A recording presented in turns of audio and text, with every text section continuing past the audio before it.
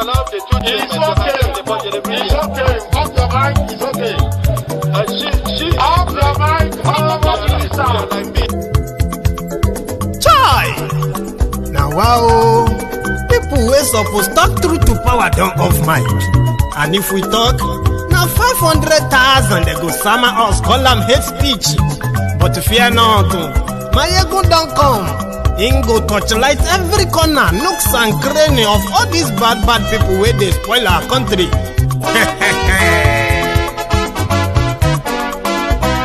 So my people make we laugh, oh, yo, yo. Maiyegun don't come, oh, yo, yo. My people make we shout, oh, yo, yo. Maiyegun don't come, oh, yo, yo. Maiyegun don't come, man of the masses, oh, yo, yo. Maiyegun don't come, oh, yo, yo. Maiyegun diary politico, oh, yo, yo. Maiyegun don't come, oh, yo, yo.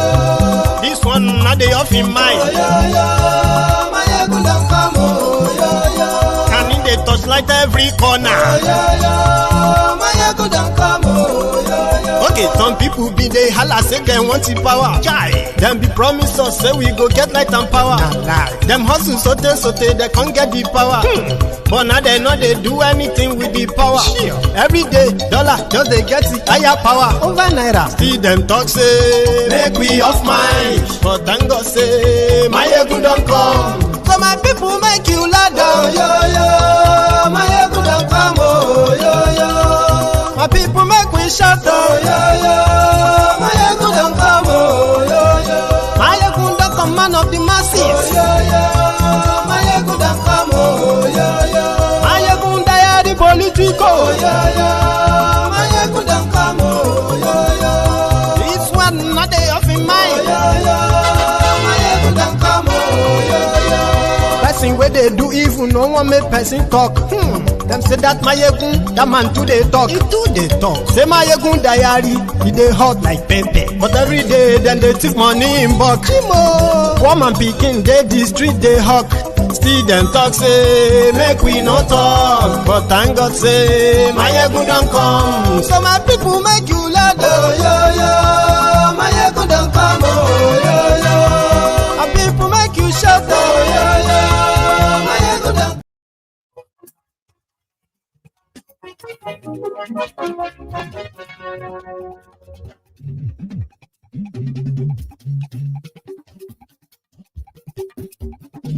Maiyegun làwa mọ̀, làmọ̀ tó dòdòdò.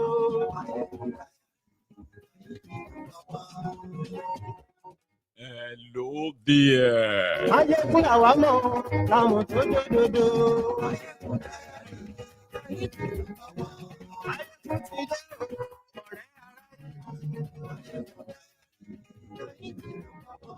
Lórí Facebook, lórí YouTube. Gbogbo ṣe ń lọ ní Maiyegun dá wa sí. Àṣírí ọ̀tẹ̀lú kì í kó níbẹ̀ o. Ó bá ṣe àní Maiyegun máa wí. Thank you so much for joining me. It is brunch time with Maiyegun. Read the caption of the broadcast, the description of the broadcast, share it, invite your friends, invite your not so friendly friends. Just tell all of them that Maiyegun today.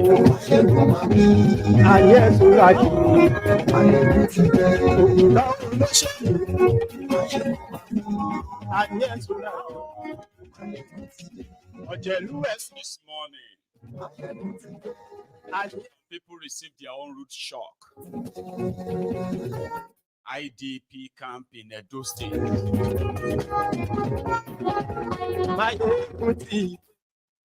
Thank you. Today.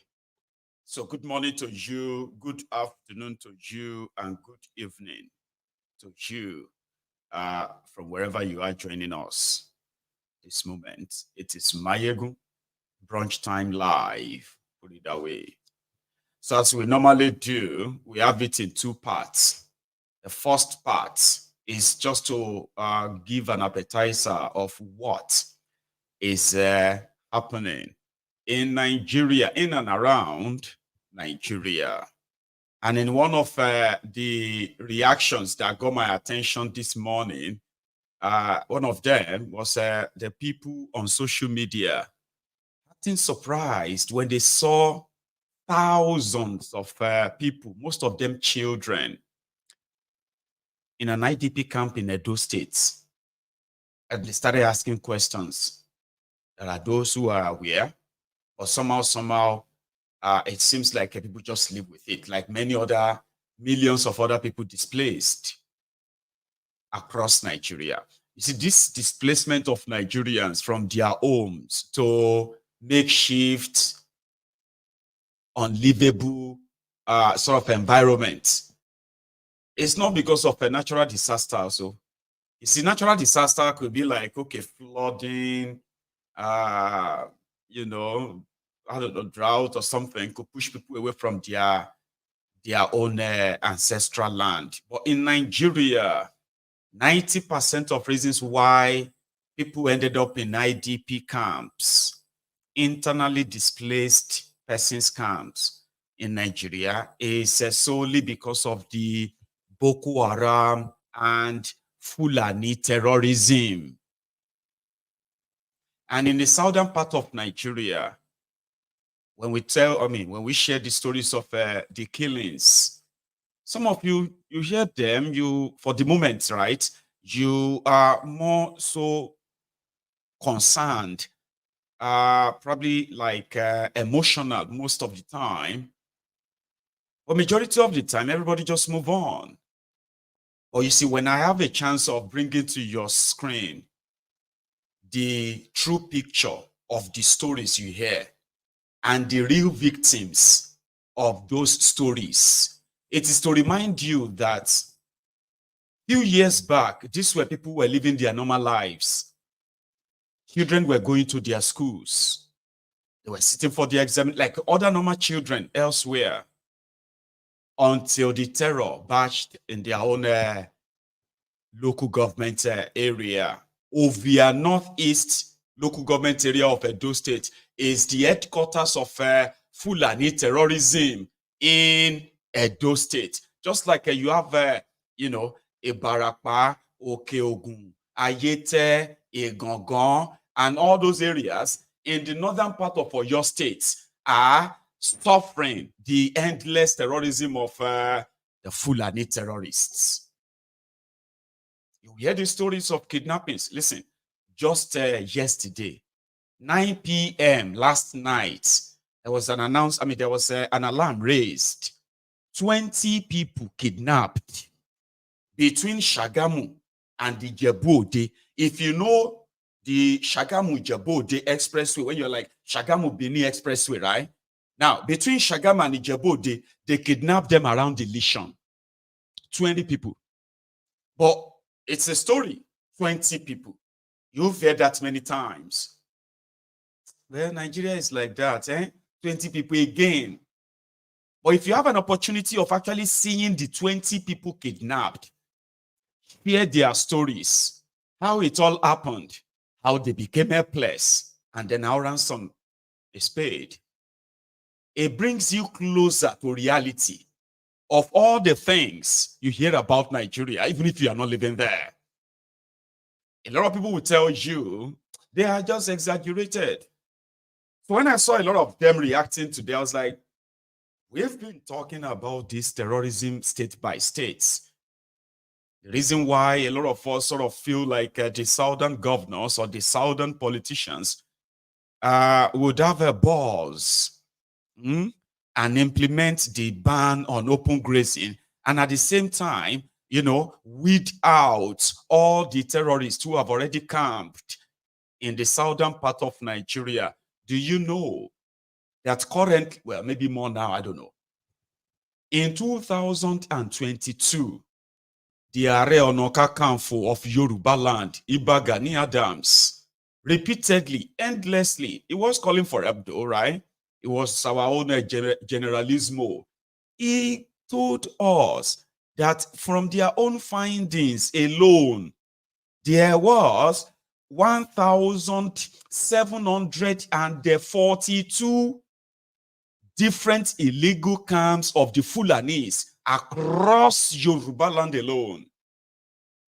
They didn't take him serious. So we have Amotekun, but it is pretty much like a toothless boot dogs, simply because they have, you know, they have the physical appearance, but they do not have the political will. That is for the politicians in the South. But how did Obaseki manage to keep quiet this long? That this, I mean, I was reading about it this morning, right? No, sorry, just a few weeks ago. So I was reading about this morning, a report a few weeks ago, that some of the children, 125 of them from that camp, start for WAEC, which means in in reality, this terrorism has affected the education of thousands of children who couldn't make it out of the place, probably to go and live elsewhere in the States. Consider these people as those who have lost everything. But maybe Edo State was powerless. But the shock I have read this morning kind of made me feel like maybe a lot of us needed to actually see the shock. The victims of a Fulani terrorism in Nigeria in 2020, no, sorry, in 2021, that was about 3 years ago, these people were attacked and they managed to escape from their attackers, the Fulani terrorists. You've seen this before. I'll use it first, just so you know. This terrorism actually has its own victims, the survivors that the government don't give a damn about. And the media, well,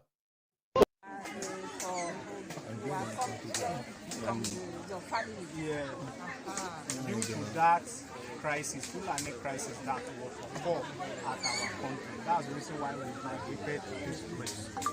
We are forcefully migrated to this place due to that. By force. By force. It's not by willingness.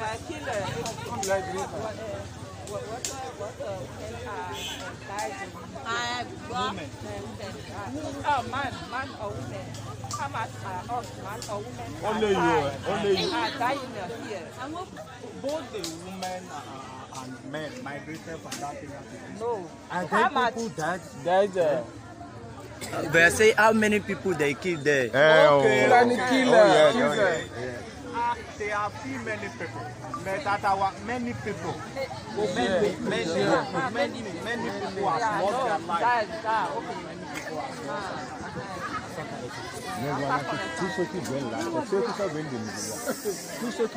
People are still migrating because of that. Other areas. What is happening? What happened? It's because of the Fulani crisis. Fulani, they are killing the people anyhow. They are killing the people. Anyhow. They will move from any village, from one village to another. They will migrate from one place to another. They just keep people. That's the reason why the people are scared. They move down to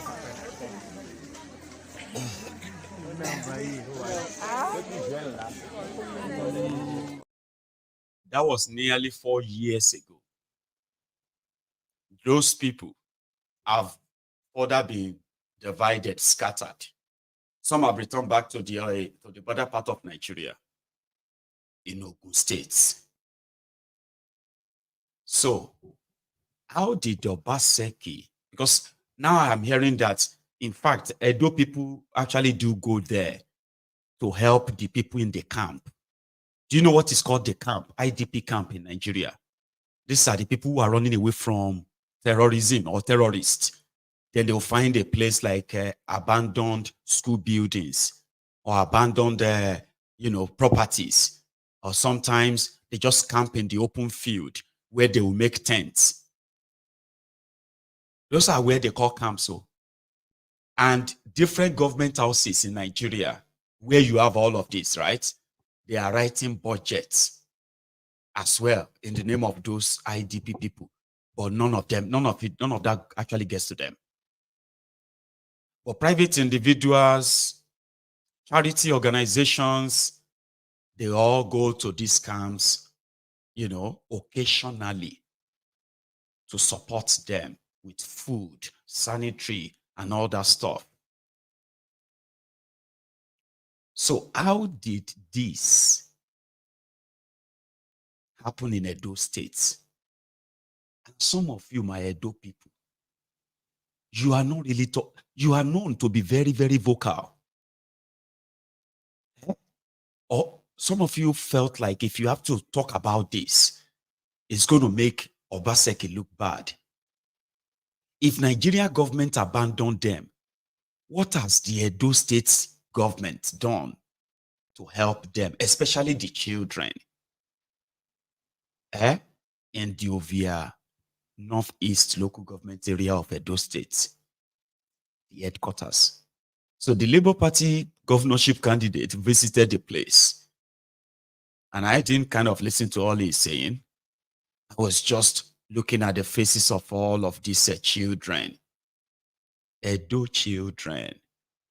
Is there something I don't know? Let's go there and check it out. God's grace, each and every one of you will return to your home. And you will find your home in peace. Some of you are Christians. Some of you are...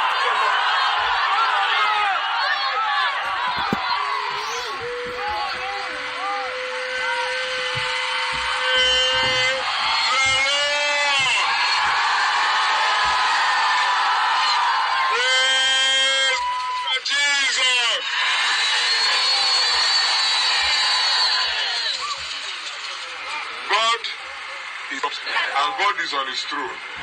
Is there anything impossible for our God to do? Today he has brought me to this camp.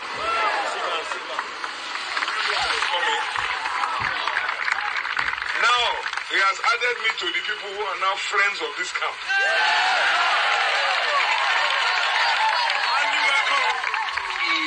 He has added me to those who will be supporter of this camp.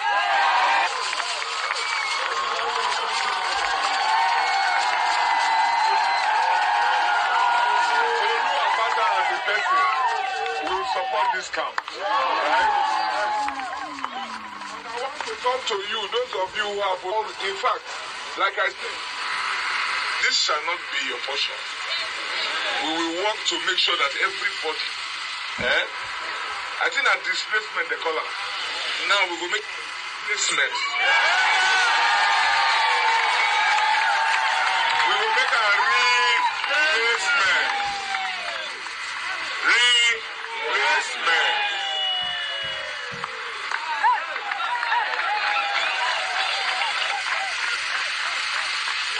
Praise the Lord. I'm happy to hear that you are all Christians.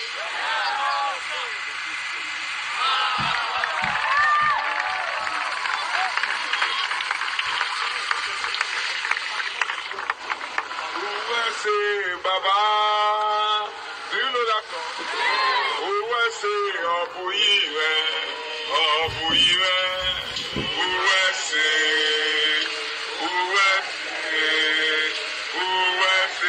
Baba, oh, Baba, who will say, Baba, who will say, Obuiwe, who will say,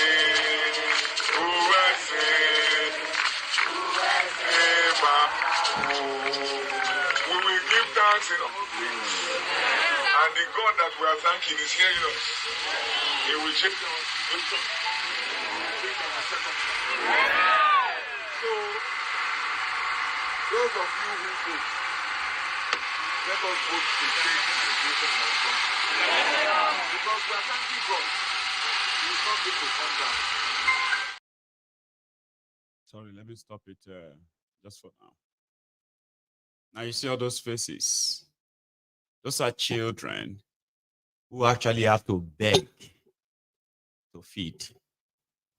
Like the Almajiris you see on your screen from northern Nigeria, from Ebute Metta, at Ebute Metta and all that in Lagos. That's already happening in Edo State. Some of them have lost their parents to the cold hand of those terrorists. Their education truncated, delivered, they live rough. And I'm glad I could bring face just to the story. Now you can now imagine the evil of these rogues in charge of Nigeria. These heartless criminals, if they ever actually sort of sit together to take a look at the damages they have actually caused. Traumatized children who saw their parents slaughtered, and then the government abandoned them, that they have to actually survive on their own. So 2 months ago, the camp put out an appeal because, since most of the people that usually give or share from their own money with those who don't have, some of them too have become poor now. Have you not noticed?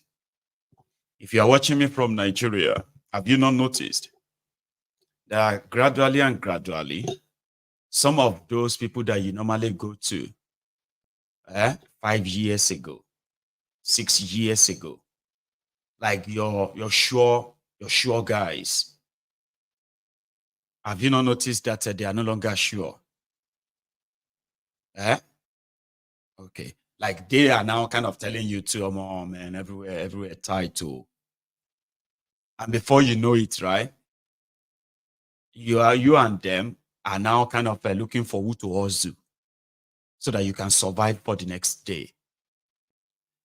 The destruction of Nigeria that is affecting just everyone, including those of you who are possibly like Aduke said, cashing out right now. Have you not noticed that as you are cashing out, making a lot of money in this rigged system, maybe through their whatever, right? Have you not noticed that the more you are cashing out, the more you are doling out as well? Take a look at your family members. Have you not noticed, right? That the economy, the poverty we are talking about, right, is threatening them, and you are trying to see if you could probably rescue or save them. So the more you cash out, the more you are giving out too. Not to talk of how much you actually need now to survive yourself or maybe your immediate family. So the poverty will hit your money. It will hit whatever you think you are making from the corrupt system that makes you feel like you could look away. And as for those children, you can easily predict what the future holds for them. Their education is, before that, right? Their education was already pretty much like adulterated. What you have in Nigeria is mostly miseducation. It's not the kind of education that actually prepares you for today's or tomorrow's challenges. Just that same archaic idea that they are reproducing, to the point that they kept producing unemployable graduates. Spend 5 years or 6 years in the university. Now you are learning how to recharge your phone. How to repair a phone, because you need a skill. Spend so much money. I'm doing science. I'm doing this. I'm whatever you think you are doing, only for you to kind of have to say, oh, more. I'm going to have to go and find another means to do, because whatever they are teaching you, most of them can never sustain you. Then they now kind of truncated that too. Now those children, that's their life, in their thousands, in their millions, because there are others also from other parts of Nigeria. There are those who are killing themselves steady, right there in Calabar, Cross River State, fighting over land. Like it's like They come here, they kill themselves. Do some go there, they kill themselves. That one has been going on for, and many villages and people there have been displaced for years now. But it's nothing in Nigeria. But one day I will get the faces of those victims too, and I will bring them to you. So what do you think the future holds for these children? In another 10 years, they will be in their 20s, some of them. In another 10 years. No real education, PTSD from state-sponsored terrorism, unprotected. Now they will become people who actually will grow to what? Do anything to survive. What else do they have to lose? That's the kind of young children they are producing in Nigeria, the system. And that is the doom of Nigeria. It's cooking. But let's go back there. I'll show you again. By the grace of God, President, they here. I'm looking at you. By the grace of God, Minister, they here. And now all of us will work to make them happen. I will give scholarship to this camp.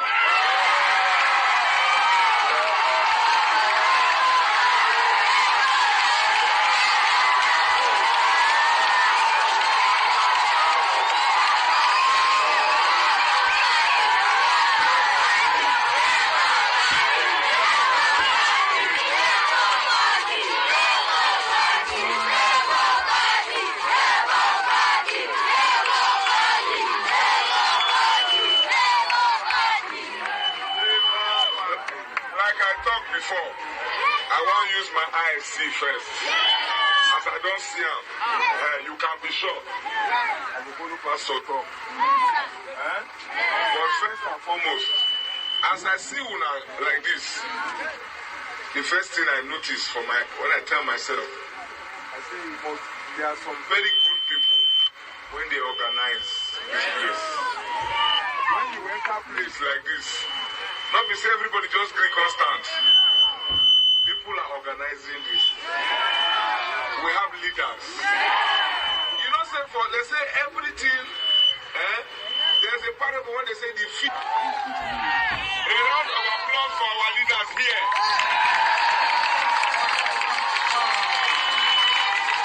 It's not easy.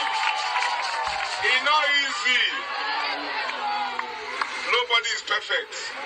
But only today when I just reached here, I said there are people here. Some people they work. They are good leaders and they are good followers. And working together we will achieve progress. Your leaders don't bring us down here now. Abi? Not be for themselves. They brought us here for you. Not be everybody when they come. Not be everybody when they call. They don't need to tell me. Not be everybody when they call will come. But me, I come. Because come on politics, come on election. Anybody when know me, no say, where God people did and there one day. And let God people, they kneel down, pray to God. Yes. Now people, I like to stand, but sleep.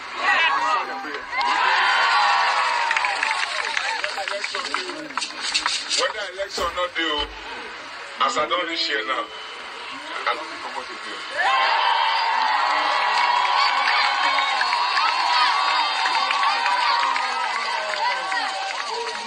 Because as I go house now, as I go lie down for bed, I'm going to think of it now. Because that's not why I used to use eye. See how? This is not be waiting in the 10 person for here. Say all of una dey here, internally displaced. You have to put yourself in another man's shoes to understand what they go through. I enter house, open my door. I say this your door, why not the open self? Some people don't get door of their own house to open the gate. I be not be so. I go enter, they go take light, I go say, what nonsense? Not because I get my own house. So today na experience for me. Na good experience. So I see una and I must help. But no matter what, not you say you self not here for another person. We will work with you to build a Nigeria that is not corrupt. I bring you a message of hope.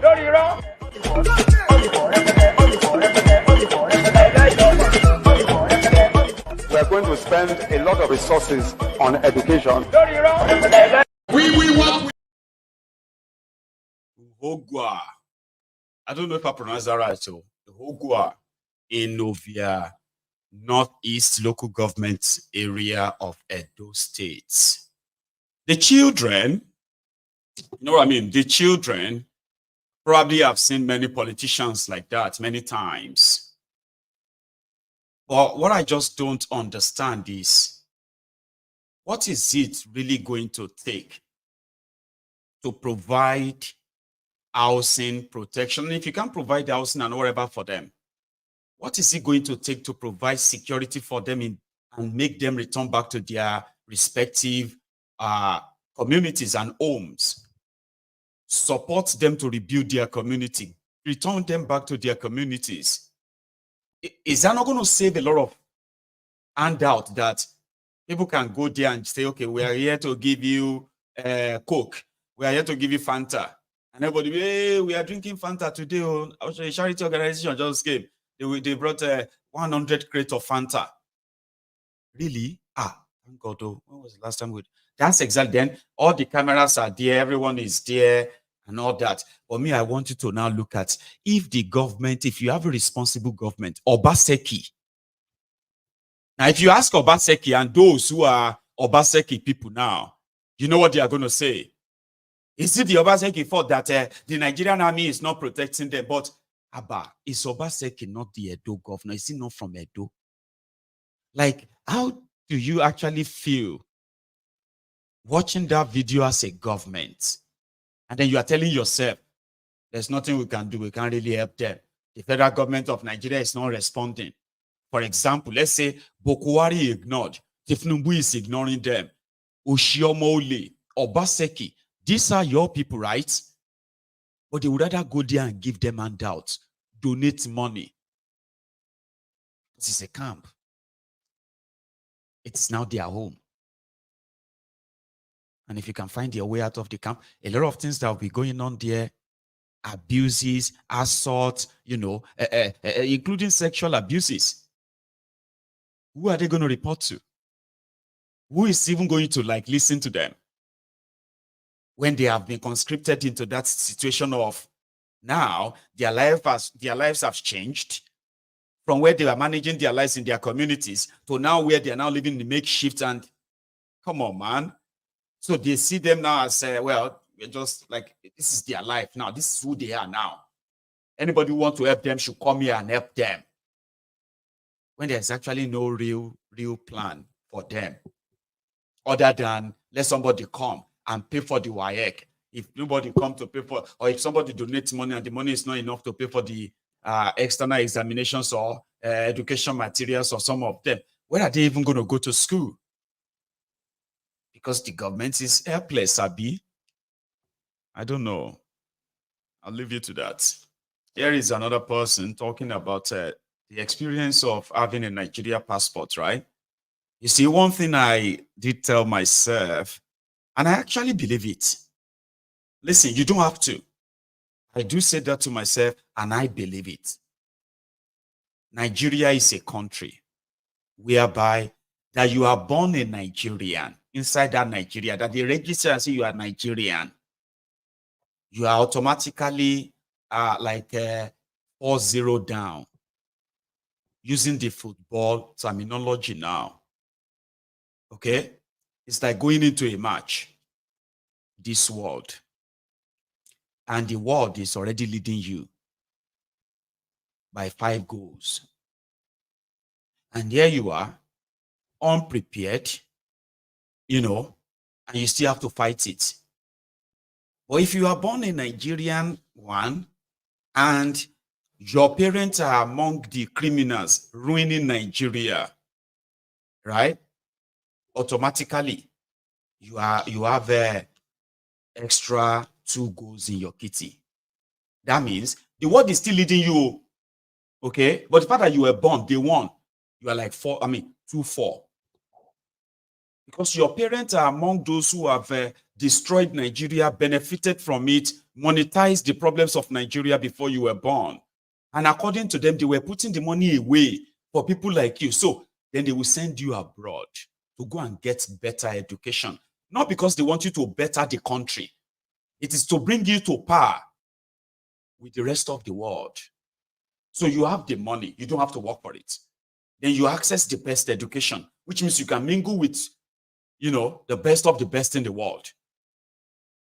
By so doing, you are exposed to what the world is exposed to.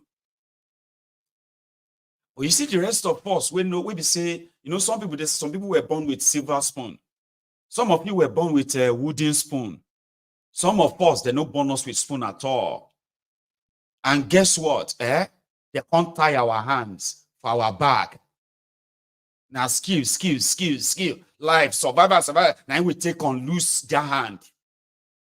And that's how some of you, despite your background, you still managed to acquire the best education you can. And some of our parents actually did a lot. That what they prevented them from seeing, they ensured that some of us actually had a chance. Not all of us, right?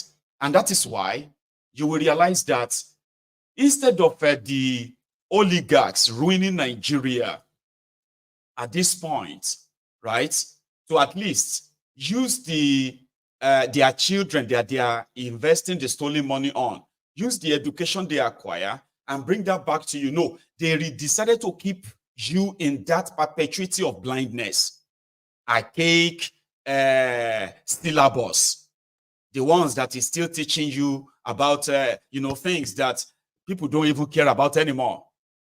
Anyway, now you see those of you or those of us that our parents actually invested on to be able to see further, never to be deceived, never to be limited. The oligarch decided to buy some of you over because we would have been the threat. Because what majority can see, education would have allowed you to see it. And there is no way if you are really educated that you will settle for mediocrity, because you will be putting your life in danger too, no amount of money you make. Unfortunately, they were able to buy over some of those who came from that humbled background, who are so scared of the poverty that they decided to just play ball, join them in legitimizing the destruction of Nigeria, giving excuses. And here we are today. If you are not in that category of those who have kind of managed, right, to either meet up with what the world is, to the point that some people, it's not about even money. It is about that identity. Now, that identity, some people have been denied so many opportunities internationally, simply because they are from Nigeria. Yeah, of course, many people have also gained so many international opportunities because they are from Nigeria, Abi. No, it's not because they are from Nigeria. It's because they prove beyond doubt that they are not like the rest of other Nigerians. I am better. Yeah, that's how majority actually sort of a bridge it too. Now, don't let me get you confused, okay? The bottom line is this. If you have none of these privileges, you do not have the second passport, American, Canadian, British, and the rest of that, right? You do not come from the lineage of those who have been generationally, feeding off Nigeria, because they were so scared of poverty. So they had to save so much for their generations unborn. Now, if you don't come from that lineage of that generation, right, then you probably come from mine, the one that you have to actually work for everything you own. And then you have to watch others who never work for anything launder all of that away by taking by plundering what they take from you away. And you kind of feel like, am I Do you have a chance of fighting back or not? So the world leads you by over 5-0. But here is some few leverage some people also use without using all the ones I've mentioned. Education. When you get educated, if you have education and skill, any sort of any life skill, you are going to be like a 2-step up. The world will still be leading you by, 3-0. I mean, it's 3-0, right? But you see, with your education, there is now a chance for you in a real country, in a real system, not a criminal contraption like that contraption Nigeria. Because of that, you will now begin to build yourself. Then you begin to build your wealth. And by so doing, you may even jump from step 2 to step 4, because education opens your eyes to so many things. Then you can try a lot of things. You will fail, you will succeed, you will fail, you will fall, you will, all of that. But all of that depends on the environment you are living. And those who are deciding what is right and what is wrong for that society.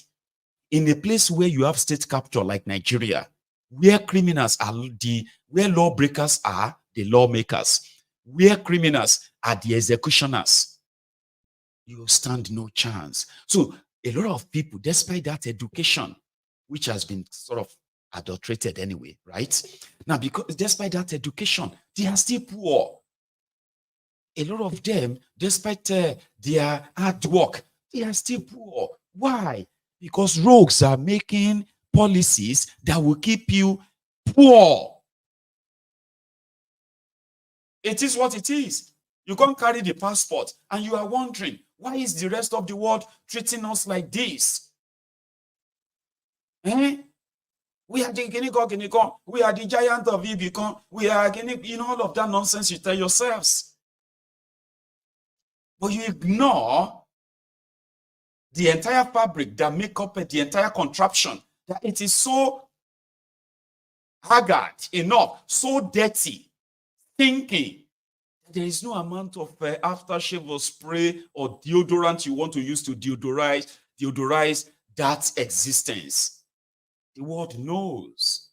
I haven't been a victim of this profiling. Of course, I have covered stories, personal stories of people who have been victims just simply because they are carrying their Nigerian passports. And then when you talk about it, the proud Nigerians abroad, they want you to stop saying that, stop washing our dirty linens in the public. But the rest of the world are making policies because of you. And you still don't pay, you're not paying attention. This guy says something, he's a comedian, but I love the way he presents it. Let's enjoy this long watch. It's about this, your passport. You probably should tell us, what has been your own experience? Those of you who are frequent flyers. Oh yeah, I'm not talking to you. Some of you who have your second passports. I'm not talking to you. I'm talking to all of you, right? Who somehow, you have been singled out, profiled. Even embassies, you have been denied visas with no real explanation. It happens. The European countries, they made 137 million euros from refused Schengen visas alone from Nigerians in 2023. 137 million euros. This is not about those who applied for visas and they got theirs granted, though.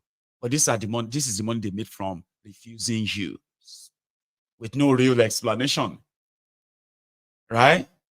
And then you are wondering why South Africans can go to the US, they can go to the UK. All they have to do is just to ask, and they will be given the visa. I think it's pretty much like a special one that doesn't require them bringing the birth certificate of their great-great-great-grandfather or great-great-great-grandmother, or bring the land documents of their their family heritage from the last 200 years to prove that they will come back. Why do you think Kenyans are also very much have an easy access to some of the countries that you have to go to the mountains to go and pray about? It's all because of what you have tolerated in that contraption. You've normalized and then pretends that maybe the world is not seeing it. Listen to this if you have the time. Nigeria, we hate. Baba, would they hate Nigeria now? Bro, where they go on with the Nigerian passport now? The Ministry of Interior. First of all, let me say, according to news, because now news now, they say, now that the process of getting our passport is not easier than before. Thank you. But after we get the passport, where will they go now? Where will they use and go? Where? It's getting crazier. I'm not talking about when Nigerians already get visa. Then you won't enter all those countries at the point of entry. The stress, what did they put you through as a Nigerian? Man, leave that one aside. Because if you be regular traveler as a Nigerian, we don't travel long before now, you may not go through this stress. So when people they talk, I go to say that they exaggerate. But for new travelers, but that aside, the protocol and the process at which they keep denying us visa. Did you see how much the EU made from denying Nigerians the Schengen visa? They keep bringing up different. First of all, I won't travel. I'm never sure whether you'll give me visa. You say, make me go bring flight tickets, confirmed flight tickets. Make I go give you confirmed hotel accommodation. For visa, I never know whether you'll give me. So why if you can't deny me? Later you come, oh, Nigerians used to follow shortcut. Oh, they follow boycott. First way you never give visa, you say, may buy flights. May book hotel. Flight na 2.5. Then the person will call, you call denier. Unnecessary reason. Oh, for some days, oh, because you don't have family tie. So where they write time, say now only who get family go travel. It's that time that our government needs to do some serious diplomatic bilateral agreements. See Ghana now, as I speak to you, Ghana and South Africa don't come together to do an agreement. Both passports are now visa free to each other. This one is Western Africa, that one is Southern Africa. Benin Republic is visa free to South Africa. Some other countries that will amaze you. I'm using Southern Africa because that one affairs now within Africa.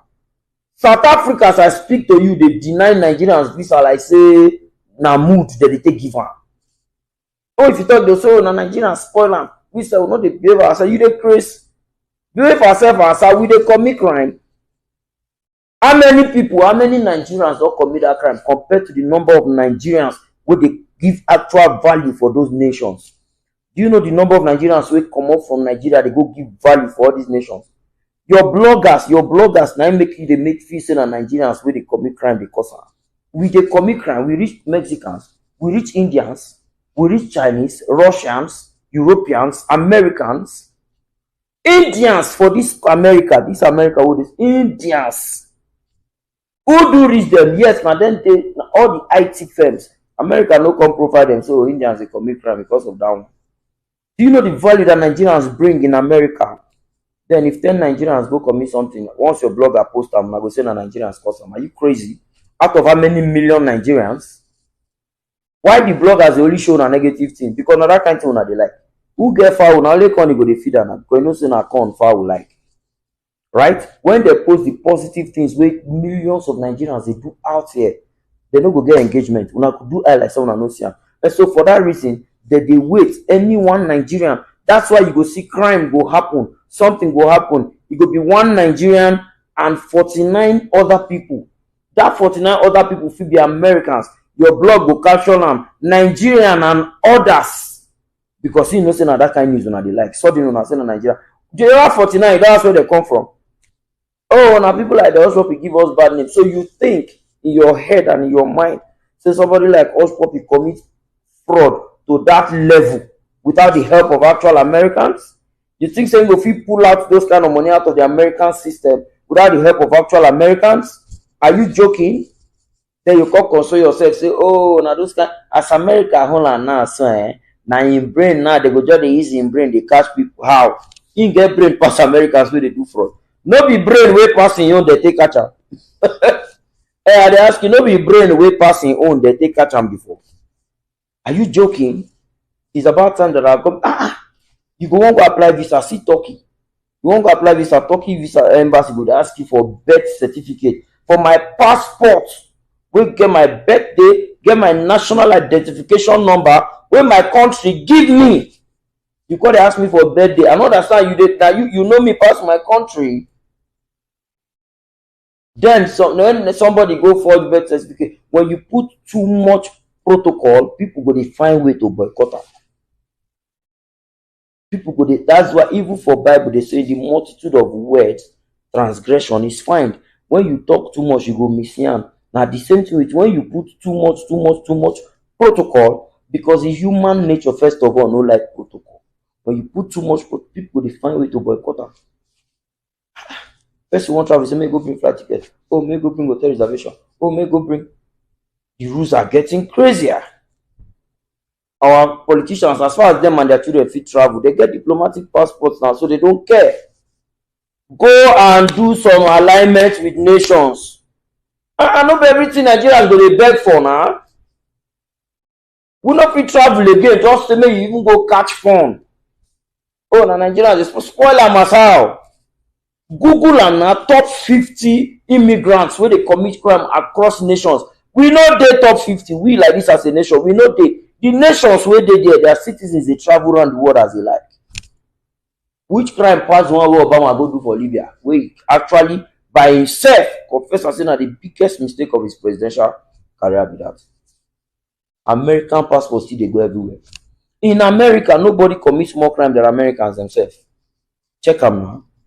Google them. The Americans commit more crimes than the immigrants. I never ever walk anywhere for this American. Make an American tell me say, oh, Nigerians are bad people. No, now Nigerian bloggers. Once they say, oh, you're Nigerian, they're the first day interested in you. Because as far as they're concerned, you are a smart African. We come, where they focus, we know what you find come. They want to be your friend. The traveling process is getting crazier. So today they go lift the minimum balance so the person gets to 10 million. The next day they'll lift out to 20 million. Next day they'll lift out to 30 million. How many Americans get 30 million converted to dollars in their account balance? Where you'd expect an African, will be third world country to get 30 million before you travel. 30 million naira now in the American convert is about $20-something thousand. How many Americans keep $20-something thousand as their account balance for America? How many British get 20,000 pounds as their account balance? Call British. Why you'd expect somebody from a third world to get up to 15 million, 13 million before you go to travel? Why? Why you know if you using 10 million, just travel, go enjoy, come back? You know why? Your nations no go speak for you. The leaders of your nation no go there. Go do proper bilateral agreement. Tell them so, Bob, my people supposed to just the way your people they freely come enjoy. You my people go enjoy. Nigeria go they follow better nations. They drag. Oh, do visa, you know do visa. It's crazy. We are not even saying me they give us visa free. No, but the process and the protocols are getting crazier and frustrating.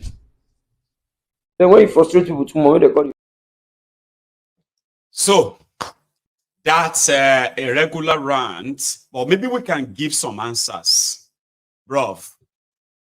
Number one, the world knows Nigeria, and they know that majority of us are coming from places like this.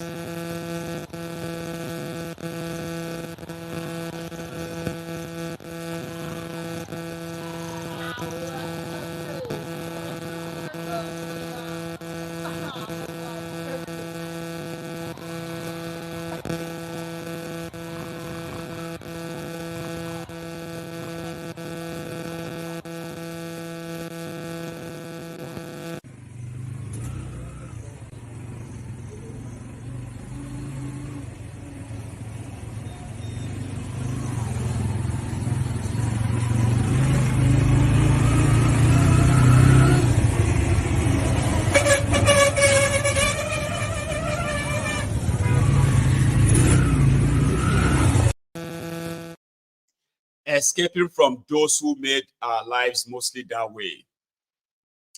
not having the audacity to actually face them, to make the matter worse. They seen that your criminal politicians, they could get away with anything.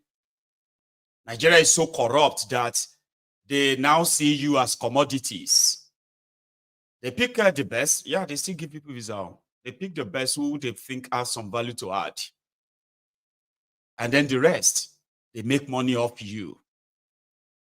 So to make the matter worse, brother, a drug dealer, heroin trafficker is now the president of that contraption.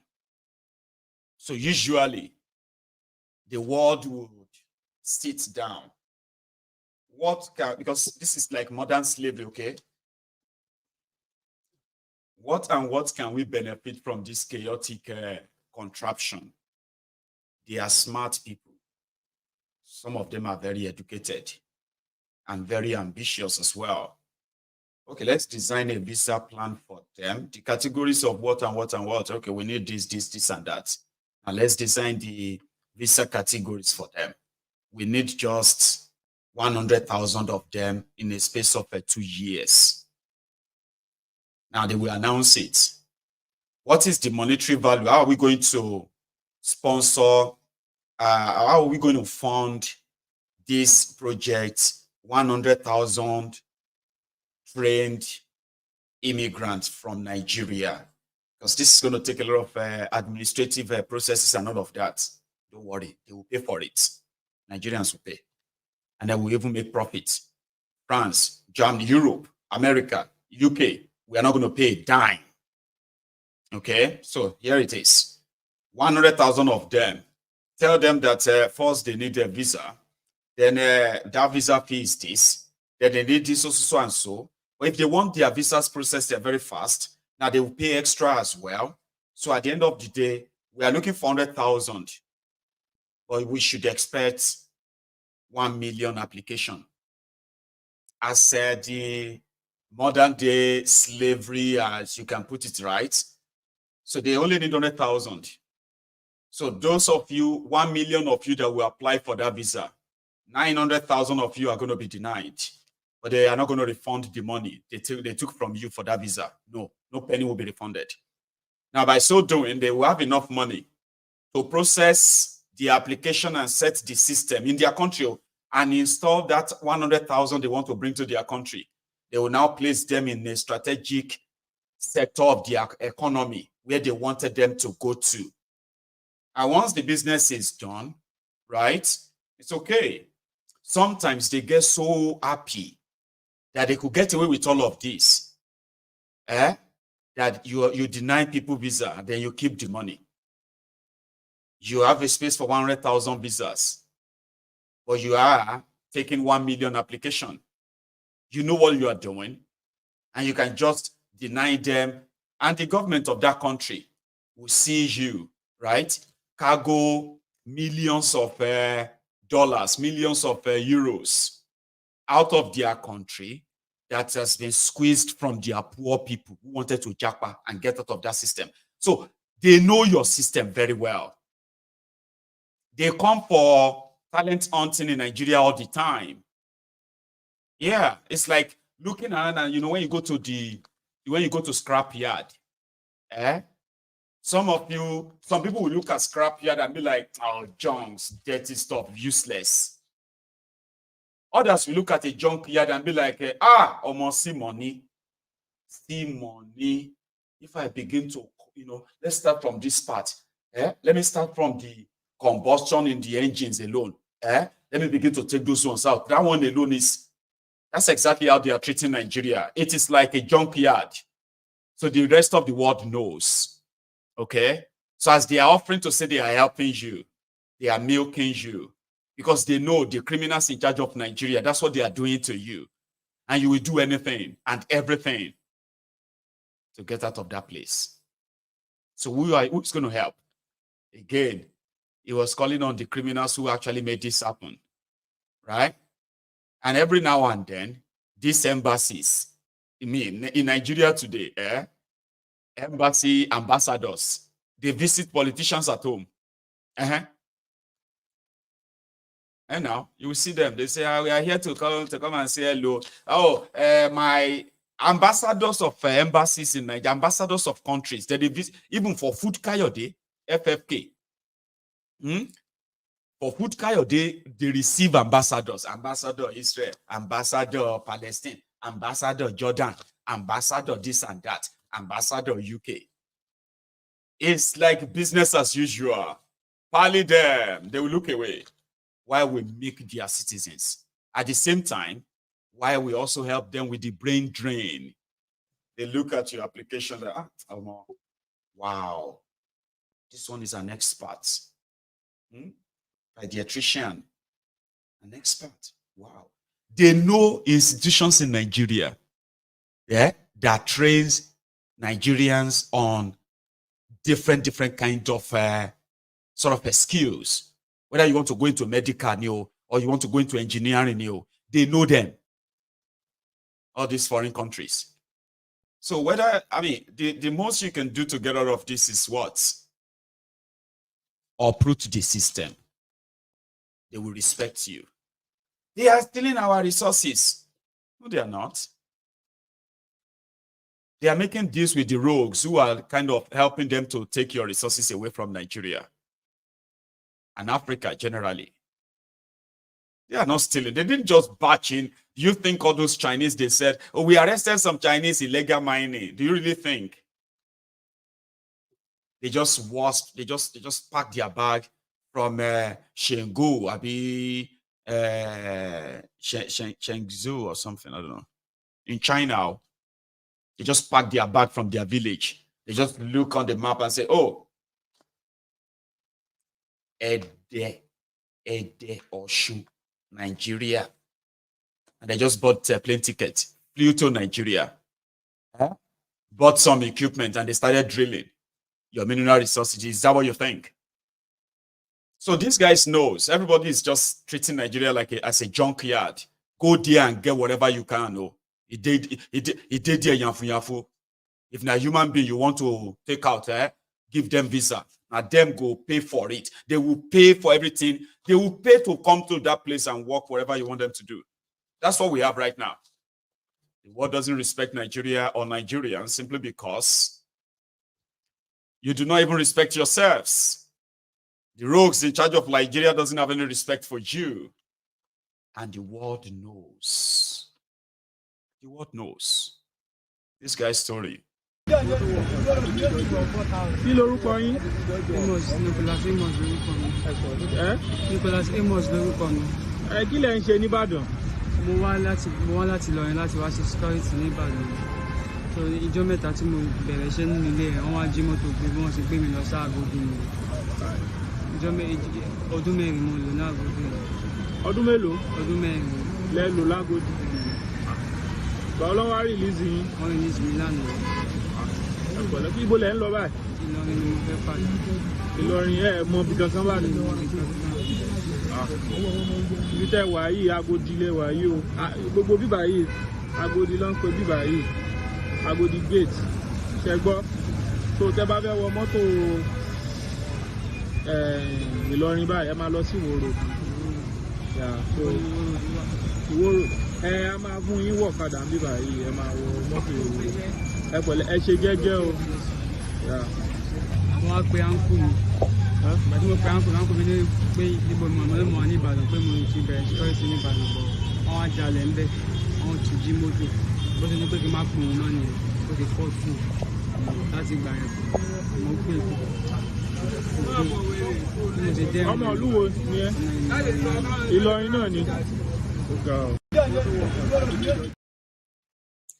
That young man said he found a job 4 years ago in Ibadan. He's from Ilorin in Kwara State. 3 days into the job, they robbed the house and they stole a vehicle. His new employer arrested him and took him to the police. From there, they arrested him for being responsible for that stolen vehicle or robbery. He said he called his uncle at the time to say, oh, I just started a new job and they robbed the place. I have been arrested. And he asked him, where are you? He said he was he's in Agodi. He's in Ibadan. And the uncle told him, don't ever call me again, ever. And that was the last time. Every time he kept trying to call, he never got him. So he got released yesterday. Oh, sorry. Just last weekend, because today is Monday. And he was trying to find his way back to Ilorin. That's when those guys saw him. He was released 4 years after that. No trial, no nothing, but yeah. And he was released to find his way. That is Nigeria. Now, have you ever listened to whenever the tribal bigots, whenever they are discussing restructuring, and then they just have to tell us about how everyone should be very careful of the Igbos, the Igbo-phobias. I'll share one with you.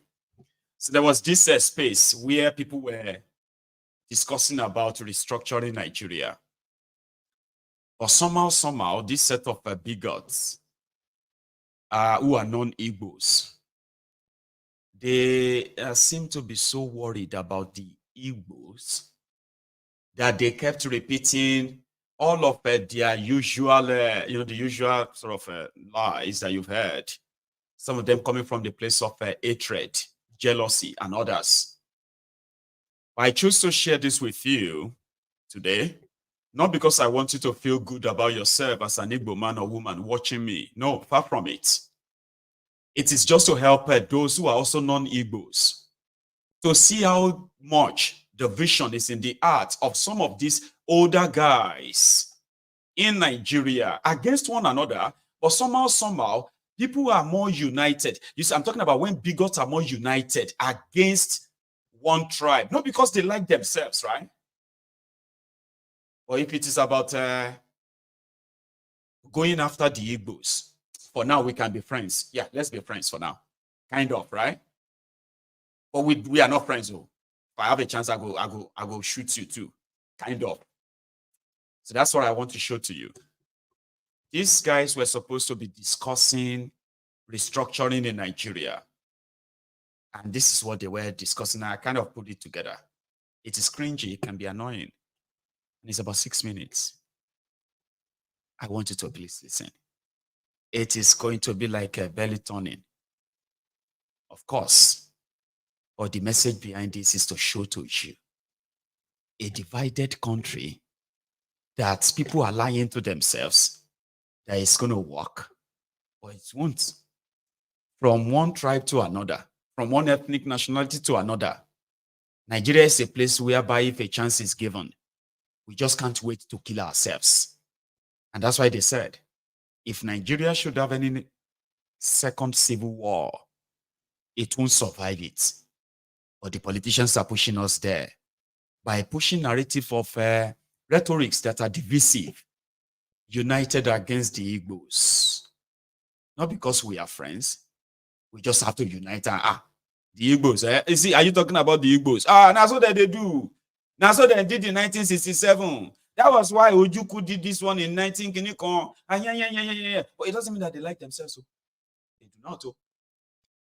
Especially when you see Edo people becoming so emotional in such a way that you're like, what really happened between Edo people and Igbo people? Anyway, listen to these bigots having a chat about restructuring Nigeria. Please, you are warned.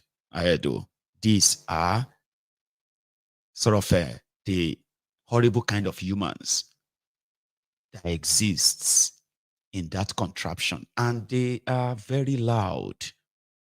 They will tell you it's true. Oh, that's a very good history. That's a yeah. Break up that contraption and save your children from this miserable contraption that you do not want broken. And at the same time, you do not want the Igbos in it. Igbophobia. I was troubled about that guy's personality. Troublemaker. But guess what? Yeah, guess what? The Igbo man sees Okonkwo as what a typical man should be. But you know the good thing. You know the good thing Uncontrollable about temper, feisty in his attitude, quick to make decisions. That's the man. That's the personality of the man. They are trying to. They feel an ideal man should be. But that's one of the reasons why someone like Ojukwu will be considered a hero. If Ojukwu was a Yoruba man, we will not.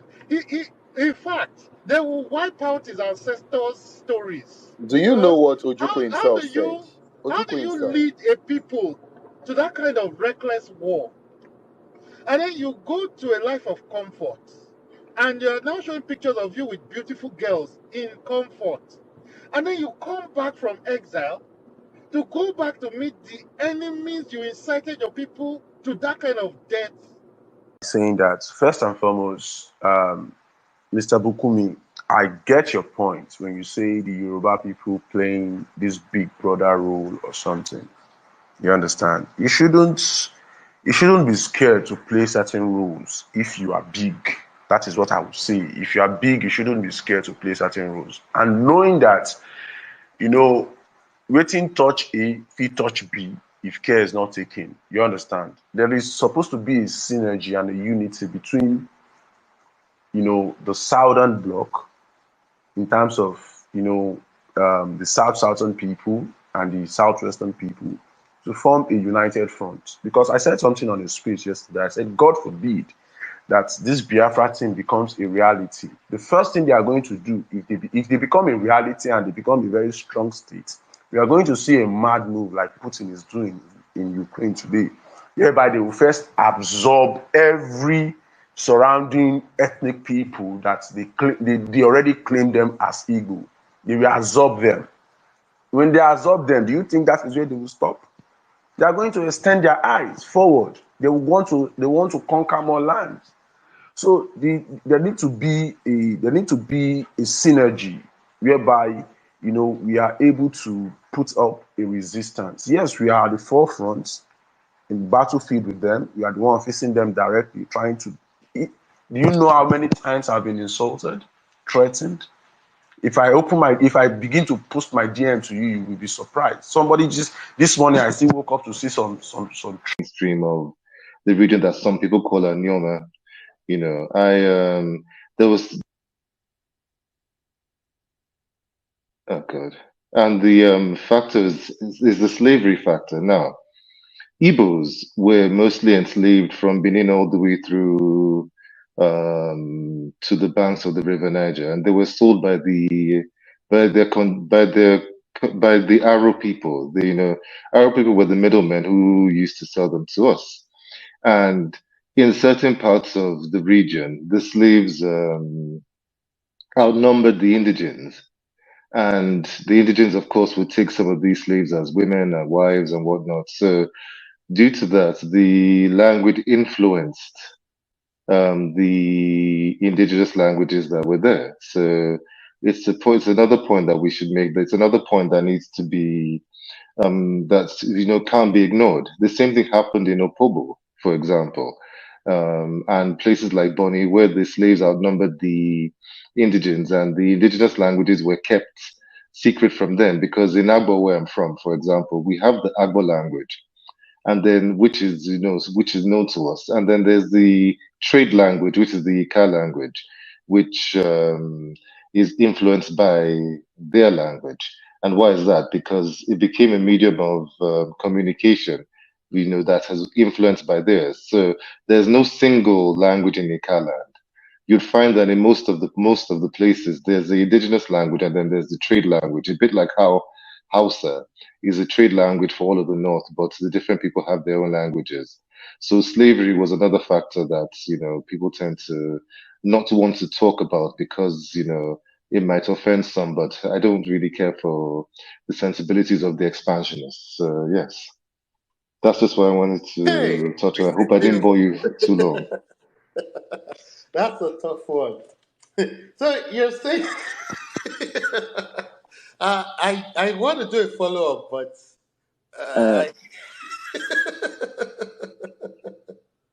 I want to do a follow-up, but I would rather keep quiet.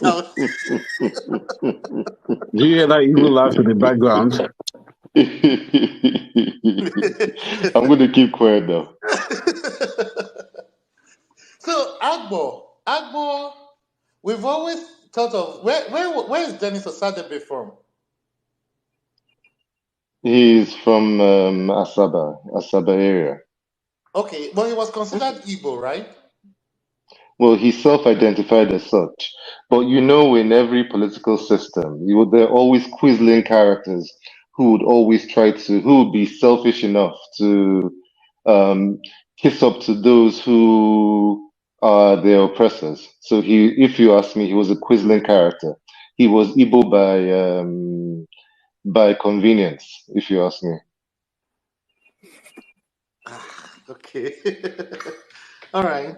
Thanks for that contribution. Nuisance, Lily. Did they hear him? This is what probably they heard from their own parents. Disjointed, drunkards, gist or talks. Of course, just like other part of the places make up the southern part of Nigeria today. Slave trade. You know, people they call the Uhogua. These are the people who have more than 20 slaves and all of slave trade.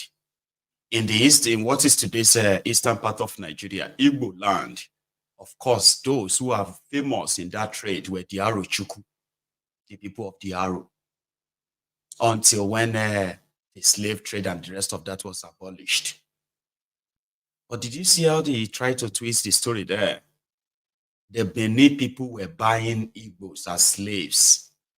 The Igbos, right, now, they are now more than the Benin people. They are more populated than the people that bought them. And therefore, the slaves and their languages now took over the languages of the people that bought them.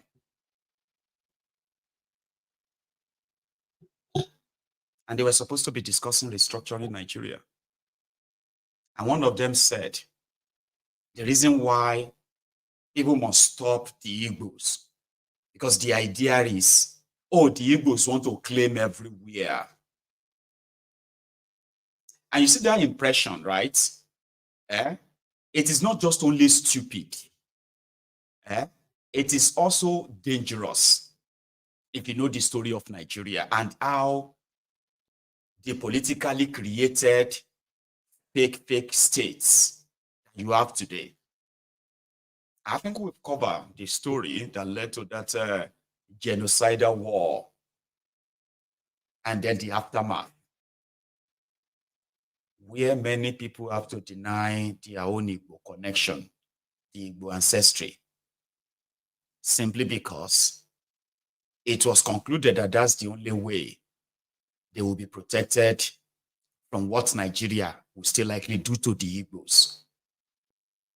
When you hear the word Yoruba, do you think we speak the same accent? Do you think we are monolithic, like the Yorubas are one that we say? Do you really think like all of us are we all came from the same source? Is that what you believe? And when they talk about the Igbos, do you think they just have one monolithic, one Igbo, that this is the language of Igbo? Is that what you think? But yeah, you are. Some people are so worried that if the people are actually given the opportunity to choose without them being targeted, profiled, or even killed, do you really think all other tribes within that space called the Igbo land, the place we call Yoruba land today, you have Egba land within the space, you have Ijebu land within the space, you have the Oyo kingdom within the space, you have the different other tribes who are, on our own. But because we share proximity, we share language enough that we can understand ourselves. The rest of all the other things were just to make us believe that if we share all of this together, then we can actually be a country. But yet, some of you think if you are speaking a different accent from Owerri, or you are speaking a different, but you are speaking Igbo, so it is the Igbos that are trying to come and claim you. Nobody needs to claim you. If you remove the fear that created you, because today you hear somebody said, even me, somebody said it in the comment, even me from River State, I'm afraid of the Igbos. Why? Why are you afraid of the Igbos? Because your criminal politicians or probably your criminal leaders told you that they were coming to dominate you.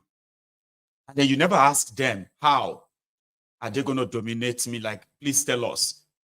They want to control everything. Like, how?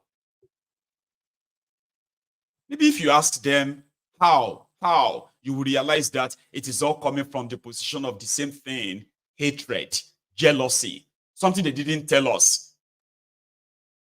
They didn't tell us. It doesn't make any sense. So one of them said, if they don't stop the Igbos, they will claim all the land and then they will go further, like Putin is doing in Ukraine. That's what he said. Referendum is this, where people will actually choose where they want to be. You've never been given that chance to choose, ever. But there are those who kind of would never want you to choose. And you can continue to regurgitate what they are saying to you as well. Repeating the lies, the beer parlor gist, but hide your jealousy, hide your hatred. Scream, they are coming to dominate you. But there are those who are kind of wielding guns, chasing our loved ones out of their communities as we speak. And the government is saying that we have to give them land. You are not upset. That didn't trigger you, but you will repeat the hatred of your parents and the jealousy that you inherited from them. And you can give more reasons why the Igbos have to be hated. See, I know those of you who are Igbos who also hate Yoruba, so una meet una self. And this is not actually me trying to make you feel good by acknowledging these ones without actually mentioning you too. Many of you too are also bigot enough that you see all of this when it feeds into your bias. They hold back your tongue to remind us how the Yoruba are this and Yorubas are that, and the rest of other people who kind of you have want to say it about. But you see the bigotry Olympics. If you want to discuss a restructuring to even start with, the Yorubas should be talking about where they belong. You have 3 major ethnic nationalities in Nigeria: the Hausas, the Yorubas, the Igbos. The crafter of that contraption, they have those they call the minorities. The Beninese are part of them. The Midwesterns are part of them. Unfortunately,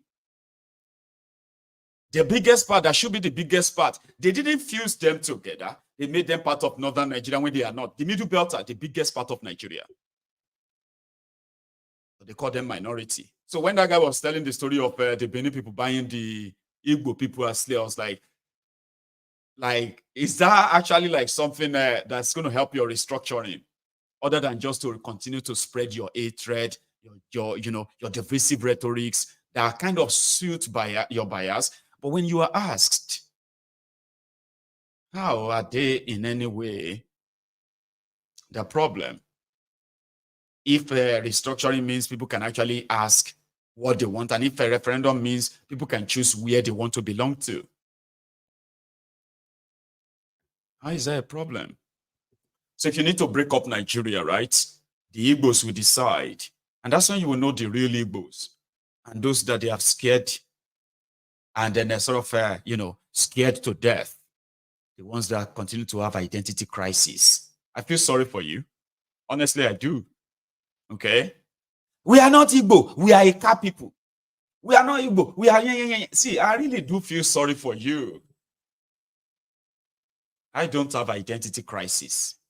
I'm an Ijebu man from Yoruba land. It's straightforward, simple, straight. You do not even have to kind of say, okay, who is that? What do you mean you are in Nigeria? But you asked me to introduce myself. I said, okay, I'm Maiyegun General, an Ijebu man from Yoruba land. That's very straightforward. But now you're going to say, I'm an Ika man from Benin Kingdom. No. From Agbo. No. See the confusion. Identity crisis. Put the question before the majority and let them tell you. Even those your parents that kind of told you before they died that the reason why you have to deny your identity is because it is safer. Join others. Okay? To deny your Igbo this and that and see if you will be safe. But you are just being foolish and stupid. You see all these tribal, ethnic Olympics, championship that you are engaging yourself, that are mostly politically pushed, politically sponsored, right? Is in no way to for anybody's anyone's good. Put it this way: whether you are Igbo, Yoruba, Hausa, Egun, Takpa, Ijo, Ishekiri, Yoruba, or even like the Benue and all that, right? Wherever you come from Nigeria, tell me which of you is not having his own fair share of the shege as we speak. So if you have a chance of discussing restructuring, or you jumped to Igbophobia, in that contraption, you don't need restructuring. You need a total breakup and let the people decide where they want to belong to. Right? So to the bigots in the house, I say hello to you, but your bigotry and the rest of that will soon become something that is no longer fashionable. It will be an embarrassment. You say things in public and people will be like, are you eating badger? Your life don't spoil. Is that actually something? Is that a real thing now? We are discussing better stuff. You are here throwing your bigotry championship. But are you eating badger? Very soon. And we will make it so much unpopular too. We know that since Tifnubu and his gang had no other means, that they reactivated this level of tribalism, bigotry, and they keep pushing it. Have you not noticed? People said all the gains Nigeria made that make them to forget about all of their division. All of that got brought back in 2023, 2022, when the Tifnubu said Omulokon. And since then, an Igbo man that joined the race just sort of look at the honest, so what's that called? Honest nest, rather. Charlie Agmo. And since then, they have unleashed that hatred enough that some of you have been subconsciously agreeing with them. I'll leave it at that too. So this guy was talking about their economy. I was supposed to show you the last time. Meanwhile, the road I showed you earlier, that's somewhere in Ogun State. Ogun State, I saw that online, right? I said Ogun State generates currently annually over 120 billion naira IGR, which is the money they are taking from taxing the companies and the people. Now, a state that is generating 120 billion naira a month, that same state is collecting more than 90 billion naira as allocation from Abuja a year.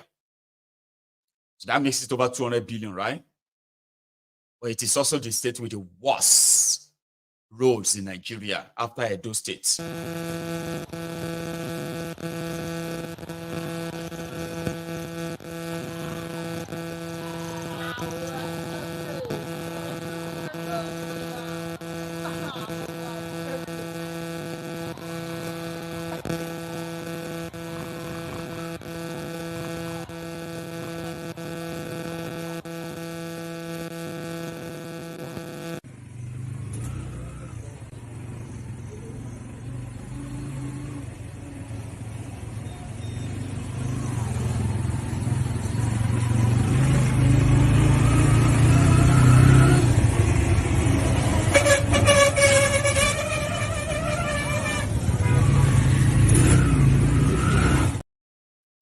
So right now they are paying people.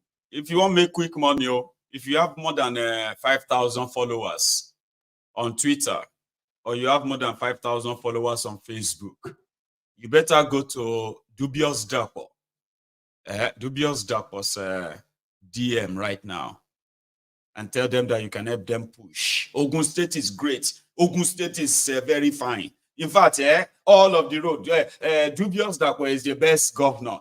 Go now, they will pay you 50,000. I'm not joking, no. It doesn't matter where you come from, okay? It doesn't matter. Quick buck. They are doing the competition online right now. I'm going to be gathering some of the videos. I'll bring them to you. Trust me, I will. But their economy, where they are running about 4 budgets. Nemeka, this guy has something to say on that. Please listen. I've always maintained that the most lucrative railroute in Nigeria is the Lagos, Shagamu, Ijebu-Ode, Ore, Benin, Asaba, Onitsha, Owerri, Port Harcourt, Sako Bakaba, to Umuahia, to Abakaleke, all the way back to Onitsha.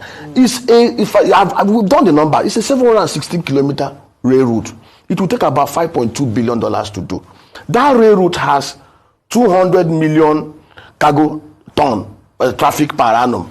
Over 400 million passenger traffic per annum. The transport have been conducted. That road can be done through a PPP arrangement where government, the states, the contiguous 9 states and the federal government own some percentage shares in the SPV. The private sector investor owns 30%, either a Deutsche Bank group or any of the established rail company. Now, for example, assuming the federal government and the state cut off is about 1.3 trillion, they cannot put that 1.3 trillion in 1 year. It may go over 5 years, but the private sector investor can put in his own money at the same time, or as maybe on milestone basis. In such, if when you're preparing an MTF or a budget to cover those periods, there should be a plan on how to source for funding, whether through fiscal revenue or through borrowing, to cover your own counterpart funding. But the current expenditure for that, you can't carry current expenditure to next year. There must be capital provision every year. The problem we have is, like I always said, is the National Assembly. These guys, they just sit down, whatever is passed to them, they will just do first reading, second reading, third reading. They will just approve it. And that is where the change is. They are not helping the president. You only help the president when you provide oversight function. On the MDAs, you ask questions. Okay, example, we said we are going to do 1.78 million barrels a day. We are not doing 1.4. What is happening? Who is being questioned? What is holding it down from us doing what we're supposed to do? We are going to build the refinery and repair it from 2021 to 2023. We are in 2024, going to the end of the 2024. Nothing is being refined. No question asked. Nobody questioned. You said to us, okay, we consume so much volume every day. All of a sudden, the number goes up 100%, 50%. Nobody's asking questions. And that is the challenge we have in Nigeria. There is no rigor. There's no focus, there's no discipline, there's no scientific approach to governance at that level, and which is very worrisome. It's not sufficient. See, okay, use the word. It's not sufficient, because if we are doing what we're supposed to, I always say this country ticks the right boxes to become a top 10 biggest economy in the whole world. South Korea in 1970 was way behind us. South Korea GDP was 9.75 billion. Our own was 12 billion, 12.3 billion. Go and check the records. Today, South Korea, 52 million people. $1.6 trillion GDP. Nigeria, 218 million people. $252 billion GDP. I'll give you an example. Access Bank in 2005 had a balance sheet, shareholders fund of 25 billion. Today, years later, Access Bank balance sheet is almost about 2.6 trillion naira. You could see growth. And I can tell you, if you look at the Access Bank plan, you could have seen how they plan to get from 2005 to where they are today. Nobody stumbles or praise himself into success. That's right. There must be plan, there must be focus, there must be strategy, there must be scientific knowledge on what you're going to do, when you will do it, how you do it, or what you will do it. What has helped countries like Norway, countries like Singapore, countries like Malaysia, countries like South Africa, because there is plan, there is consistency. But the problem, let me tell you the problem we have in Nigeria. A government comes into play. And of course, is this level of corruption in Nigeria. You saw what the EFCC chairman said during his confirmation hearing. He said between 2018 and 2020, over 2.9 trillion was stolen through over invoicing. So basically what most of these guys in MDA do, not everybody, is that When contracts are awarded, of course, they even disburse 70% ahead. No milestone. And then the man who is helping them will cream out their own portion and give to them. And so when the next government comes into place, everybody's looking for where they can keep their own money. So to continue with the old project simply means the contract has been awarded, money has been creamed out. So they pack it one side and they start a new thing. So that is the problem we have here in Nigeria. There is no rigor, there is no process in the procurement of things in Nigeria, even in a world of contracts. So, but we need to get it right. We can't keep on lamenting and being at this level. We must get it right. And if we get it right in this country, I tell you, this country is a blessed land. This is one country that can export over $375 billion non-oil resources, goods and services. This is one country that can take over 197 million in poverty, out of poverty within the next 5 years. But we need to have leadership that is focused, leadership that has passion and creativity. And you know the very funny thing here, these guys can actually make so much money without stealing. Yeah. By true creativity, they can make so much money without looting. I'll give you an example.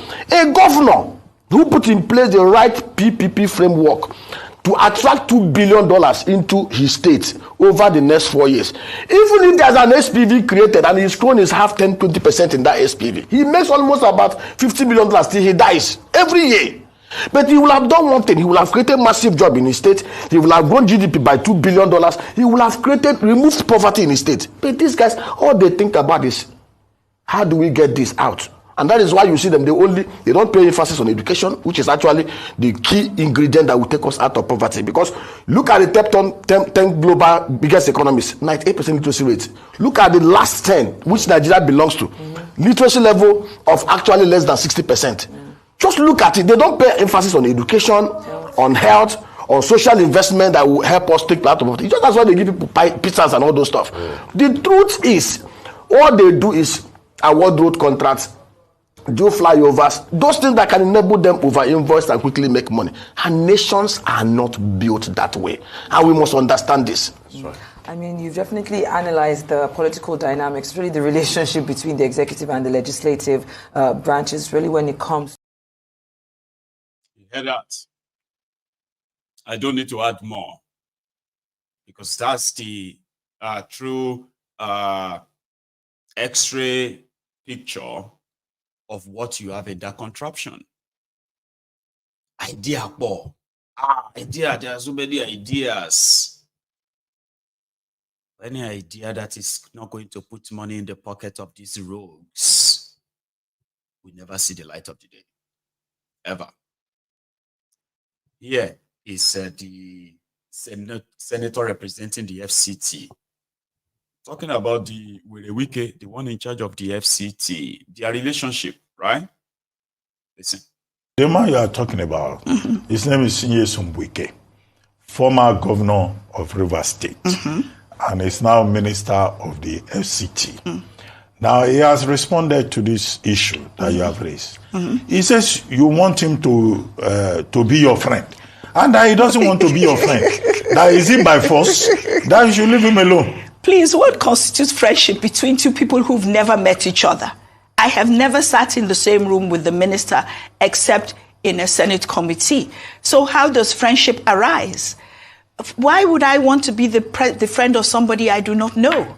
The truth of the matter is that the minister refuses to speak or communicate in any way with the senator representing the Federal Capital Territory. So how are the wishes and the needs of the people to be communicated to him?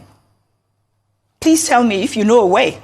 Well, but he says he's minister and he's doing his job. He has commissioned some roads. He has renamed some roads. He has built, some projects in the place. He has appointed permanent secretaries. And he says he's concentrating on his work in Abuja. And he doesn't want blackmail. He says you are blackmailing him. To do what?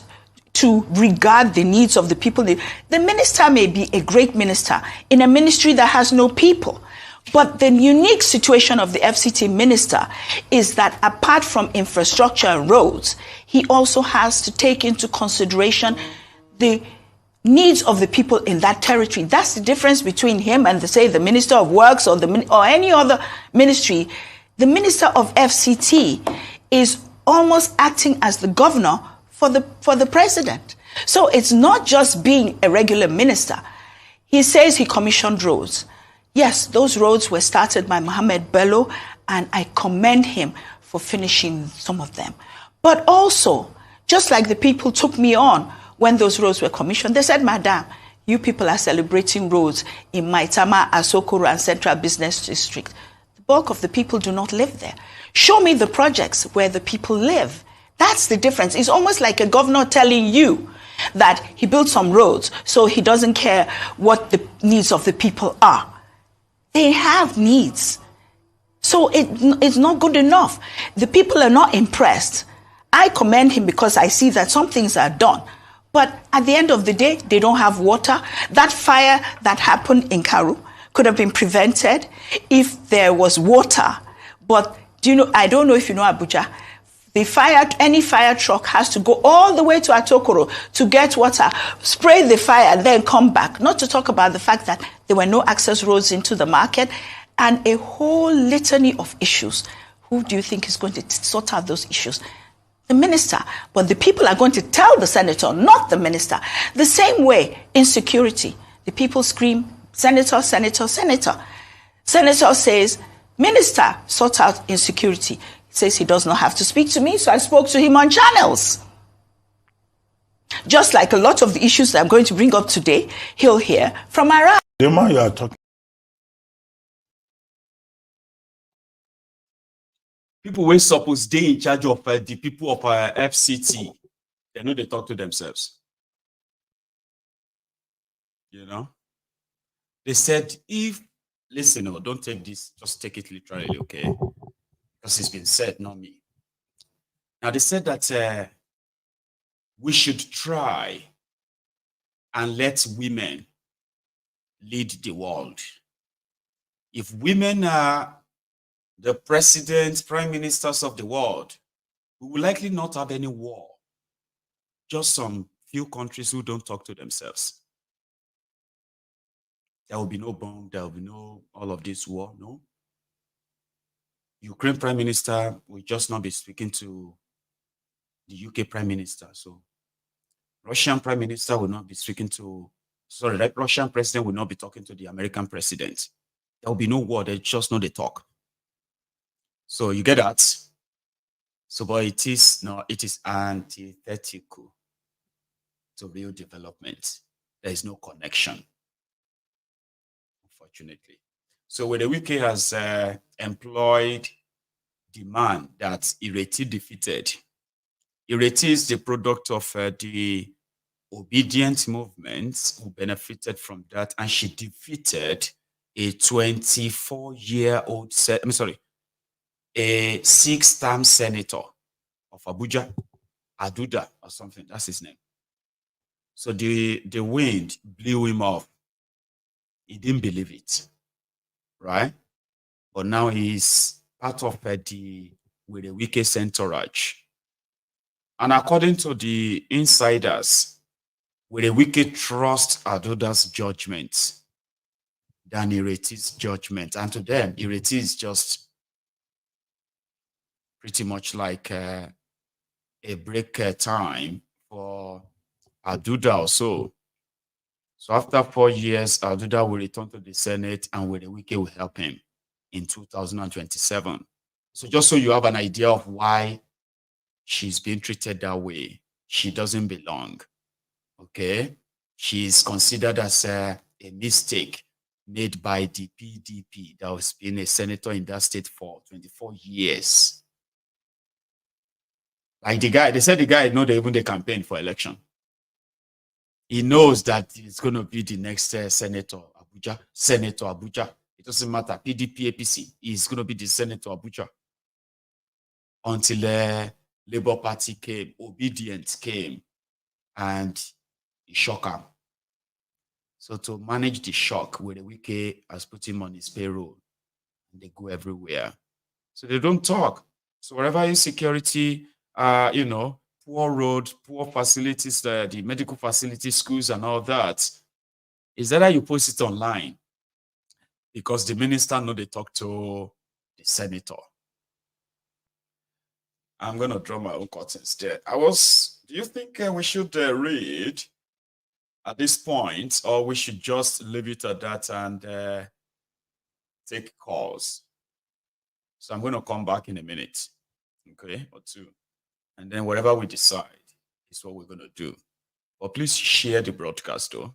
Share it if you haven't already. And like it too, which is put your own offering on. I'll be back.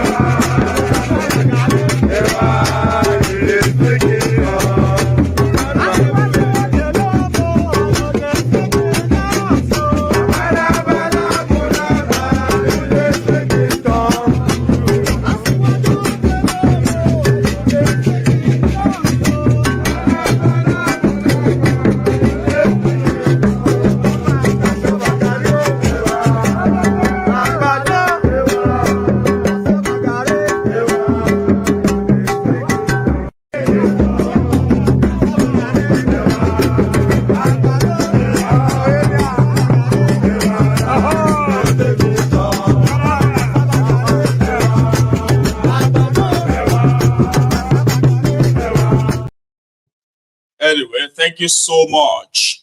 And that is me back. So what are we doing?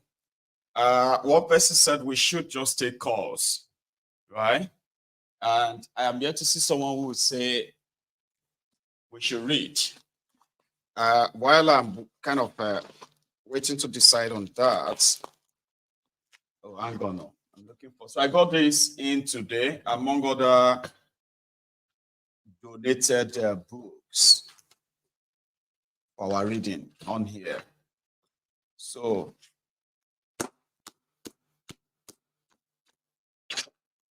that's from Yomitotu.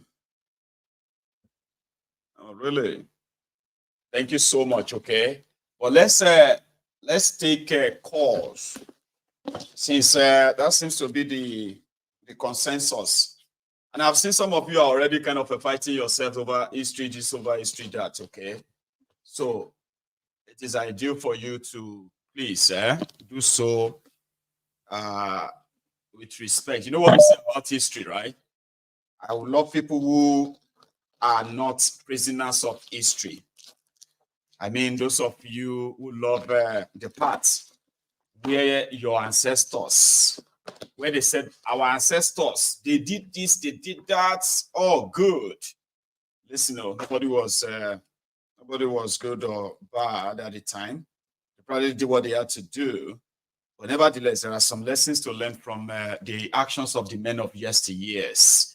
So if you read your history and it's about how to show that you are superior or you are this or that, well, I'm sorry, I can't really tolerate people like you around here.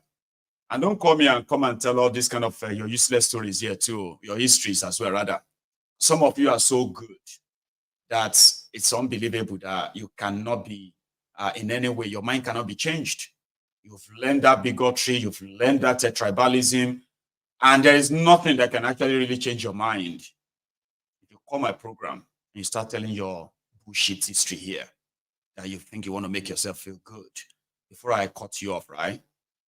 I will actually like somehow like give a piece of my own mind as well. So don't come here. If you are doing all that nonsense in the comment section, keep it there. At least if you escape those one with the spanners, I don't encourage you to call my line or come here and spread that same your hate field and whatever other things behind that your history. I'll take this one. I think that's Irook, by the way. Is that you?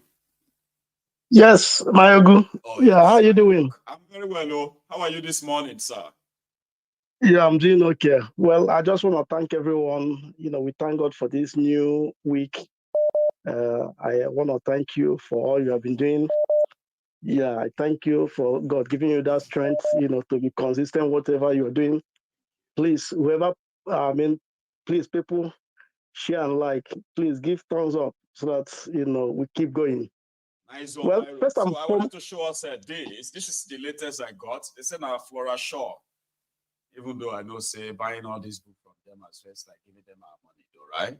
But somehow, for the sake of, what do you call it? For the sake of our own clarity, this part of history should not be buried. So I just got this one now. You want me to talk to? God bless you, Baba. I got it. A tropical dependency, an outline of the ancient history of the Western Sudan, with an account of the modern settlement of northern Nigeria. We'll get to that too. Irook. Yeah. Okay. First and foremost, I will speak my dialect. Right. In my dialect, there's what they say that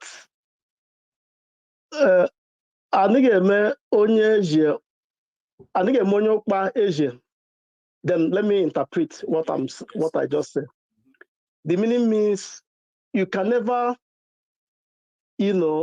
crown somebody who is glutton to be your chief.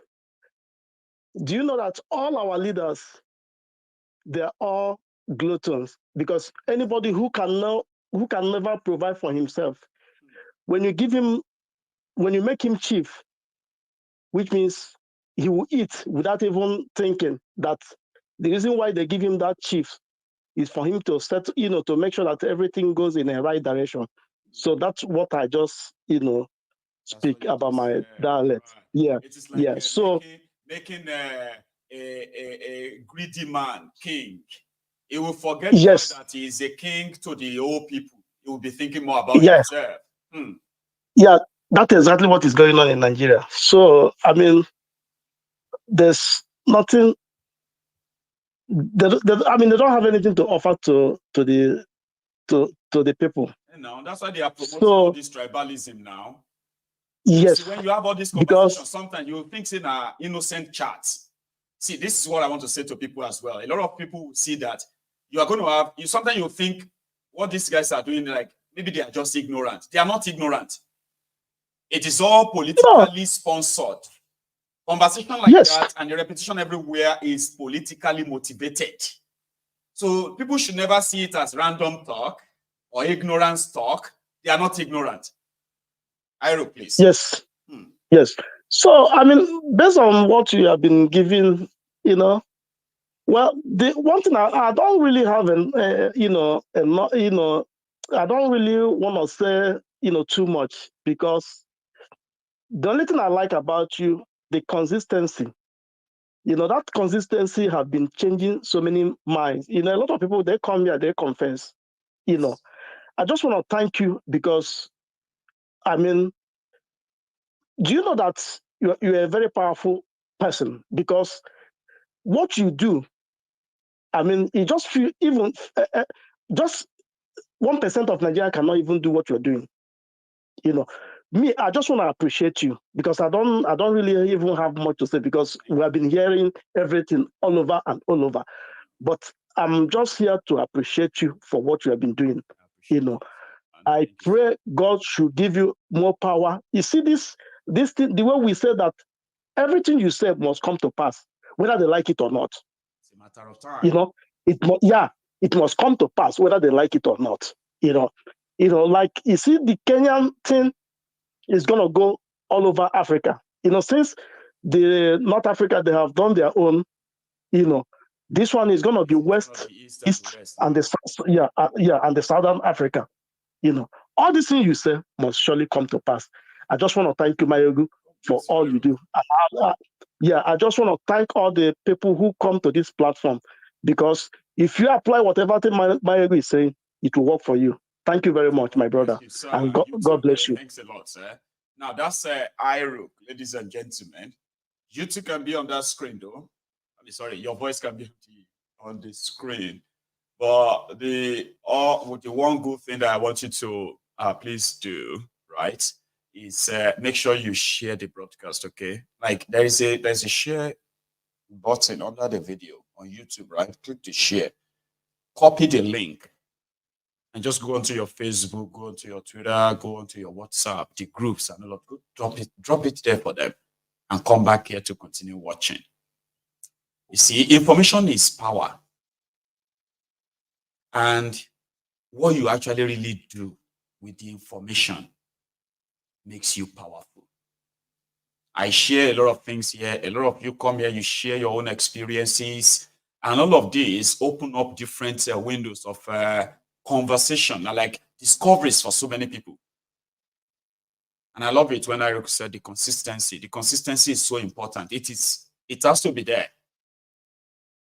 Because when people have the right information, and then they begin to have an idea of what to use the information for, they can easily transform from that captured, weak, or scared people to this mean, right, determined, courageous people that would damn anything with the right information. Information is power. That is why nobody will ever shut me up. Say, shut up, George. Shut up. You talk too much. You will never shut me up with what I know. I am quiet when it comes to what I don't know. But from what I do know, I will not be shut up. No, I won't. And I want more and more people to be like that. How? By letting all of us have access to the same information and understand them, process them. Hello?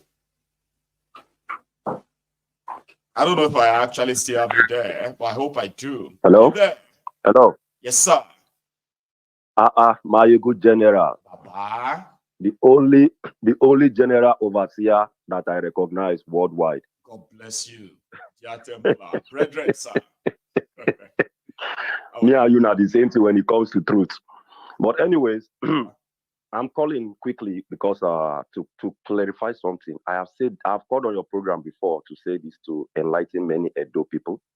And I'm calling again in respect of that because when I just joined the broadcast, I came in and I joined the broadcast. I quickly paid my offering, and then I commented on the comment. I wrote Edo. I'm from Edo State and I'm Igbo. One Wole Fatumbi, or what you call him, was insulting and tackling me and whatever. And I said, no, I must call. Now here you are. You have your shots now. If you are any Edo person listening to this voice, there is only one question I will ask you. What do you call money? Which one are they call money? Simple. Only that one alone. You don't need to dig too far. That is why the likes of me are praying. My parents don't know all this too. You know, we are learning every day. The likes of me are praying for a referendum during this our living, our generation. So my kids to know that Edo State. You understand? Right? So my kids and why are people if it's not because they are mischievous, right? Why are people kind of feeling bad to believe that Edo State that was created, right, in it has other tribes or nationalities who are also carved in them, apart from the Benis that we know, the Benin Kingdom and the Benis, right? How is that difficult for people to understand? That the way they carved states in Nigeria, they were not carved because everyone in there are the same. Yes, but what I'm even trying to point out here is it's not even about the carving, right? Because where I'm from in Edo State, I've said this before. We are very close. To be clear, so that people who are hearing you can know that you are not talking about the entire Edo State. I'm talking about the entire Edo State, Maiyegun. There is no place in Edo. There is no place in Edo State that costs money or you can make your confirmation. Okay. Yes, my place in Edo, we share boundary with Ifon. Ifon is under Ondo State. My hometown is called Sobe. So where we have Sobe, we have Uzagba, Ijagba, all those people them, you know. Me, myself, this same Sobe, we share boundary with Ifon directly. We call Spoon Shibi. I have families. I have Auntie Bosse. You understand? Brother Ajayi. My cousin Adebayo. You know what I'm saying? But we don't call money Owo. You know, shock you. We call money Ego. Ego. For the full Nigeria, or who they call money Ego, who they call money Owo and Ego. No be Igbo people. So despite everything we share in common with Ifon, which is under Yoruba people, and you know, some Edo always believe we are Oduduwa, we are Oduduwa, Edo Kingdom, Benin Kingdom, and all that. But waiting then they call money, just ask yourself, leave the rest for your conscience. So that is where you what do you call it? That is where you sort of put a lead. Simply because of what you call things. Does that now me just put this one together with my own memory. Just look at how would they call money? Why can't we call money Owo or something else? Why is it Ego? Some people call it ego, you know.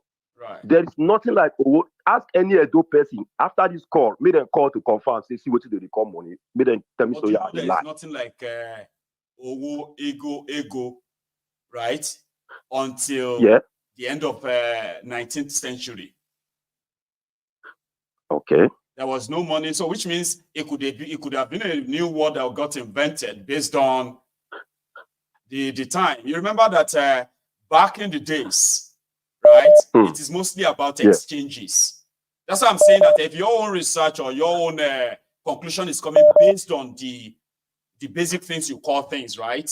There is more to that actually makes you Igbo, Yoruba, or any other kind of. Now, let me give you another. Let me give you another clue. All right. The only people I used to listen to on live broadcast was you and Simon Ekpa. Those days on Facebook, both of you, before you moved to YouTube, you understand? And Martin Nnamdi Kanu. Nnamdi Kanu don't show his faces. Only once in a while, occasionally. And he will tell you the reason why. He wants the message to sink to your brain. Do you know I learned something from him too? That makes me draw all these conclusions. Martin Nnamdi Kanu will say, anywhere Biafra land pass, their women used to tie two wrapper to meeting. Maiyegun, I grew up with my mama, they tie two wrapper go meeting. I senior you for age. So I'll be 43 this year. So me when they talk, I know it's how they talk. I know be small picking. Because that one day, whatever they say, you know, we are all these small okay. people But think whether be Gen Z. Yeah, I'm gonna know. My aim is not to kind of change your mind. You probably believe what you believe, okay? But let me tell you something too. I'm a Yoruba man, okay? I'm from Ijebu. And you know that there are people who generally believe that you see that Agbada, that Buba, that they call Agbada in Yoruba land. Yes, I know. Who believe that it is originated from the Yorubas, and it isn't. You see, back in the days, most of what we call fashion, what we call many things that we kind of like adopted way back before the colonialism at all, where our people have been trading with other people from other parts of Africa and the world. There are many things that were really adopted. They were not originally ours. But over the century, we've perfected them. Some of them we've kind of like localized them to our own sort of design that we can say this is our own. So what I'm trying to say here is this, right? There are what do you call it? There are more things beyond some of the physical things that we sort of adopt here or there and all of that over the century, right? That actually makes us who we are. Okay. I was actually, when you said the whole Edo State, primarily I'm going to tell you this. Okay, Baba, you are wrong. Okay. Okay. If there's any Igbo ancestry among the people who are in Edo State today, right? I'm not ruling it out. You also mentioned something about the connection that you also have, even within your family space. Yes. Yorubas. That doesn't automatically say, oh, you are Yoruba or you are, you know what I mean? There are more. Yes. See, our people, somehow from wherever they have been migrating from all over the history and all of that, we don't have to go through that. But there are some recent history to, let's say, 500, 1,000 years that are somehow are evident to show that, I am from this so tribe at a time. Then we kind of move from this place to another place, okay? All those ones are things that attach you to the ancestral space that our ancestors finally settled. Sure, you get me now? But from your point of view, right, you have connections that transcends just one tribe, okay? Very deep connection, and I can't even wait. The likes of me, they pray for referendum, make everybody feel able to choose the one we want. This is where, this is where the issue of referendum comes in, okay? Whereby you see all those border towns that they carved out and make them what they are today, right? Especially from the eastern part of Nigeria, okay? Including the western part of Nigeria and even the middle belt, right? If a referendum is conducted, see, a map of a country is not a straight line. Simply because people settle based on their ancestral connections, right? And if they choose to say, oh, some of us are at the heartland of this new country they want to start, some of us are going to be at the border. Everybody can now say, of course, I have connection with them, we have proximity with them, even though we are not Igbo, so we are, I'm just using this now, let's say we are Ika people, right? We have our own language. I understand you 100%. But there is actually, like, if the Igbos are talking, I know what they are saying. There are some words in their words that we don't call the same thing, which is similar to us in Yoruba land too. You see those who are going to call one single thing in Yoruba land. We have about 6 different names, and it's the same thing, right? Simply because we have different, tribes within the Yoruba land too. What referendum does is, at that point, people will now consider their proximities, okay, and say, you know what? We are Igbos, okay? We are Igbos simply because we have this shared ancestry, land, culture, tradition, but that won't take away our identity. But when you talk about the whole of this space, right, we can all put ourselves under and say we are Igbos. It's the same in Yoruba land. You have the Eguns, you have the Jebus, you have the even the Shekiris, partly, right? Some of them will tell you that they are partly Yorubas because of culture, tradition. But there are many Shekiri languages that they will speak. I won't understand anything. But referendum will give everybody that choice, okay, to now say, where do you think your interest is more protected? Yeah? And around that time, people can choose to say, okay, we want to belong to the Biafra. Our interest is protected. That's what politicians don't want us to have. Okay? In Benin, in Edo State, we have Benin Kingdom, ancient, among the first to actually have the contact with the rest of the world. So it will be an insult to say the whole Edo State is Igbo. You know what I mean now? So please, So for clarity, all right, for clarity, connection and all of that cannot be ruled out. Baba? Thanks, Maiyegun, for clearing. No shaking. God bless you too. Right? I appreciate it. Thank you. Thanks, man. You are doing a wonderful job, Just keep it up. We are with you. No worry. You know they alone. I like that. So you see, we should all try and learn from history. Be somebody who learned from history, so that some of the mistakes of that era won't be repeated in your own time. Because if you do, like we are doing now, our children will have to still do with the same thing. Now, if in their own generation, they are so limited with knowledge as well, more interested in trying to project, the idea of projecting who is this, who is that as well should also stop. People know who they are. Those who are fighting identity crisis and all of that, right? They know who they are. They are just confused. Which one should I choose that will be more convenient? Which one should I attach to that my interests will be aligned and protected? Now, you have to give people that chance. That's why you have the conversation around whether you should have conversation around whether referendum or restructuring. Our our history is kind of laced with a lot of wrongs. Because if they have done things right before we were born, you and I won't be treating this problem today. Do you understand? And the best way for us to actually treat it this way is to learn from what they did wrong. And then we try and do it better, starting with the way we actually talk about it. There's no abomination in discussing these differences. Okay? You have Igbos who probably have children with the Fulanis. You have the Yorubas who have children with their own Igbo partners. You have the Hausas who have children with their Yoruba partners. They have produced children that, with the way Nigeria is, they are going to grow up confused where to choose, because everybody is trying to kind of choose which one is more vilified and which one is less vilified. Which one is good? If I am Igbo, if my mom is Igbo, my dad is Yoruba, which one is going to be more convenient in the reality of today for me to claim? That's what our children will face. That is what the politicians are planting. Or if we have conversation around the fact that you all have connections here and there, something connects you to one another, right? But traditionally, there is a way we do kind of identify who we are. And that cannot be taken away from us if we have a choice of choosing too. Now that power of choosing is what they have taken away from you. That's why you have all these confusions. We can reduce it if all of us can try, all right? Not to be prisoners of history, trying to learn how your ancestors were this or were that in 2024. How is that helping anyone? How about you kind of learn from their own fallibility or infallibility and never be them too, right? Here, hello. Okay, I think I actually got one earlier, but this my caller, I couldn't put it together or hold it on for too long. So yeah, let me take another one. Hello. Yeah, Baba Balagba. Tinelli, any troublemaker. Emma Parish,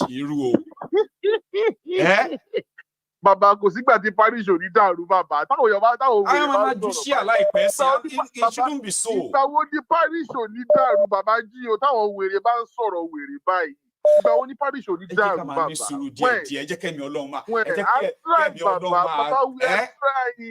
We are trying our best, but ìgbà wo ni parish ò ní dàrú torí ọ̀dọ́. I just took a break, 1 minute, Listen to the Baba, if not for the divine grace of the Holy Spirit, you know, the ASF, the Ancestral Secret Service, you know them. If not because of their grace on your head, Baba, are we not supposed to be better? Why would somebody be calling and say because you call money ego or ego in your own place, so the old Edo they are Igbo? What's wrong with you people? Are you people should we start swearing for ourselves now? I understand that I've actually it was willing to do something there. Stop there. Remember, stop all this nonsense. You know, and this is where this is where people like me have issues. You understand? This is where you start feeling very terrible as an Edo man, as a Benin man specifically. Baba, this is where you know that Nigeria happened to us very, very, very terribly. Because if not because of the punitive expedition of the British Empire, all this nonsense will not be happening. At all. Okay? It will not be happening because we had a structured society. Yes. Okay, we had a everything we're doing fine. Everybody knew their place. There was nothing like marginalization. There was, everybody knew their place. You know, we had a common goal. Everybody knew their place.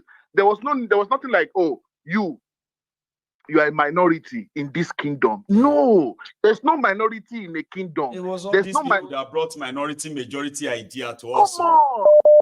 Hey. And you are saying because you call money one type in your own place, that's why so everybody is people. Money wasn't even invented until probably 19th century or something. Come on, man. What's wrong with you people? Say you call Igbo 19th century. Haba. Let's not be doing like this. I'm glad you listened as well. Okay? That is why I said approach matters, right? Did you see the way I explained to him? And in the way he kind of... This is why, Baba, this is why we love you. This is why we respect you, Maiyegun. Thank you very much. I didn't even need to call, but I know. Baba, my boy, my blood, the boy. Come on. We have a lot of teachings to do. Okay? Why you do it like this? Why? If you don't know, shut up and listen and then learn. Don't come and start using your imagination because you are imagining something and something sounds right in your head. That may be messed up, right? Some of us haven't really lost our sense of history, to be honest. Some of us Pick up a book and read, man. Don't stop using your imagination. Pick up a book and read. And ask people, your parents don't know. Doesn't that tell you that you're lost? If your own parents don't even know your history, and then you can't even pick up a book and read about your own history. Instead, you're imagining things. Why you people okay? Kilo man say you're Nigerian by me. Anyway, but Delhi. What Maiyegun, about, thank you did very you much. see I really those children earlier? I haven't. Okay, because I brought this. Baba, if I talk now, they'll say I'm trying to defend. I know that Edo State is a shithole, and like I said earlier, Nigeria, what happened to us now make us did the way we did. You understand? In recorded history, the first sign of modern civilization was recorded in my kingdom. That's right. Do you know what I mean? Like it's there, but Nigeria happened to us, and here we are today. So I can't talk, I can't say anything. So all those people you are saying there, if I tell you that they are not from Edo or they are not indigenous people of Edo State, now some people will say, "Oh, kiniko," but as far as I'm concerned, tell us what we don't know. They are not indigenous people of Edo. They are not. What does They that were mean? refugees brought in from like, North these are East. people who actually, it's not like a bute metal. No, Baba, these are people that were affected by, kidnapping and what they call it, terrorism in the Northeast. And some of them were spread across the country, and some of them ended up in our state because we are generous like that. So yeah. What about all of these reported attacks in Ovia North East local government area documented? Yeah, there's been a lot of reported attacks. There've been attacks as well, but we're also putting up resistance. We have our own vigilante groups, and we have people that are back there that we are supporting them to repel them. But the usual, Baba, you know the MO. You go after them and they come after you. So, we have our ways of doing it. Online, so we have our ways of doing it. So people are on ground and they are monitoring the situation and they are handling the situation the best way they can. Nobody is immune, especially when the federal government has I've seen where people actually had to act on their own few communities. So we are acting. It's not like we are It's sleeping. shocking. That's not the report I got on that. Yeah. Are you saying not all of them or they are not? Baba, they are not. They are not. I'm going to probably dig further then. That's really new. And maybe that is why so many Edo people were so shocked to see the figure, see the number. Yeah, no, we're all reacting like IDP in Edo. IDP in Edo, like they've never seen it before.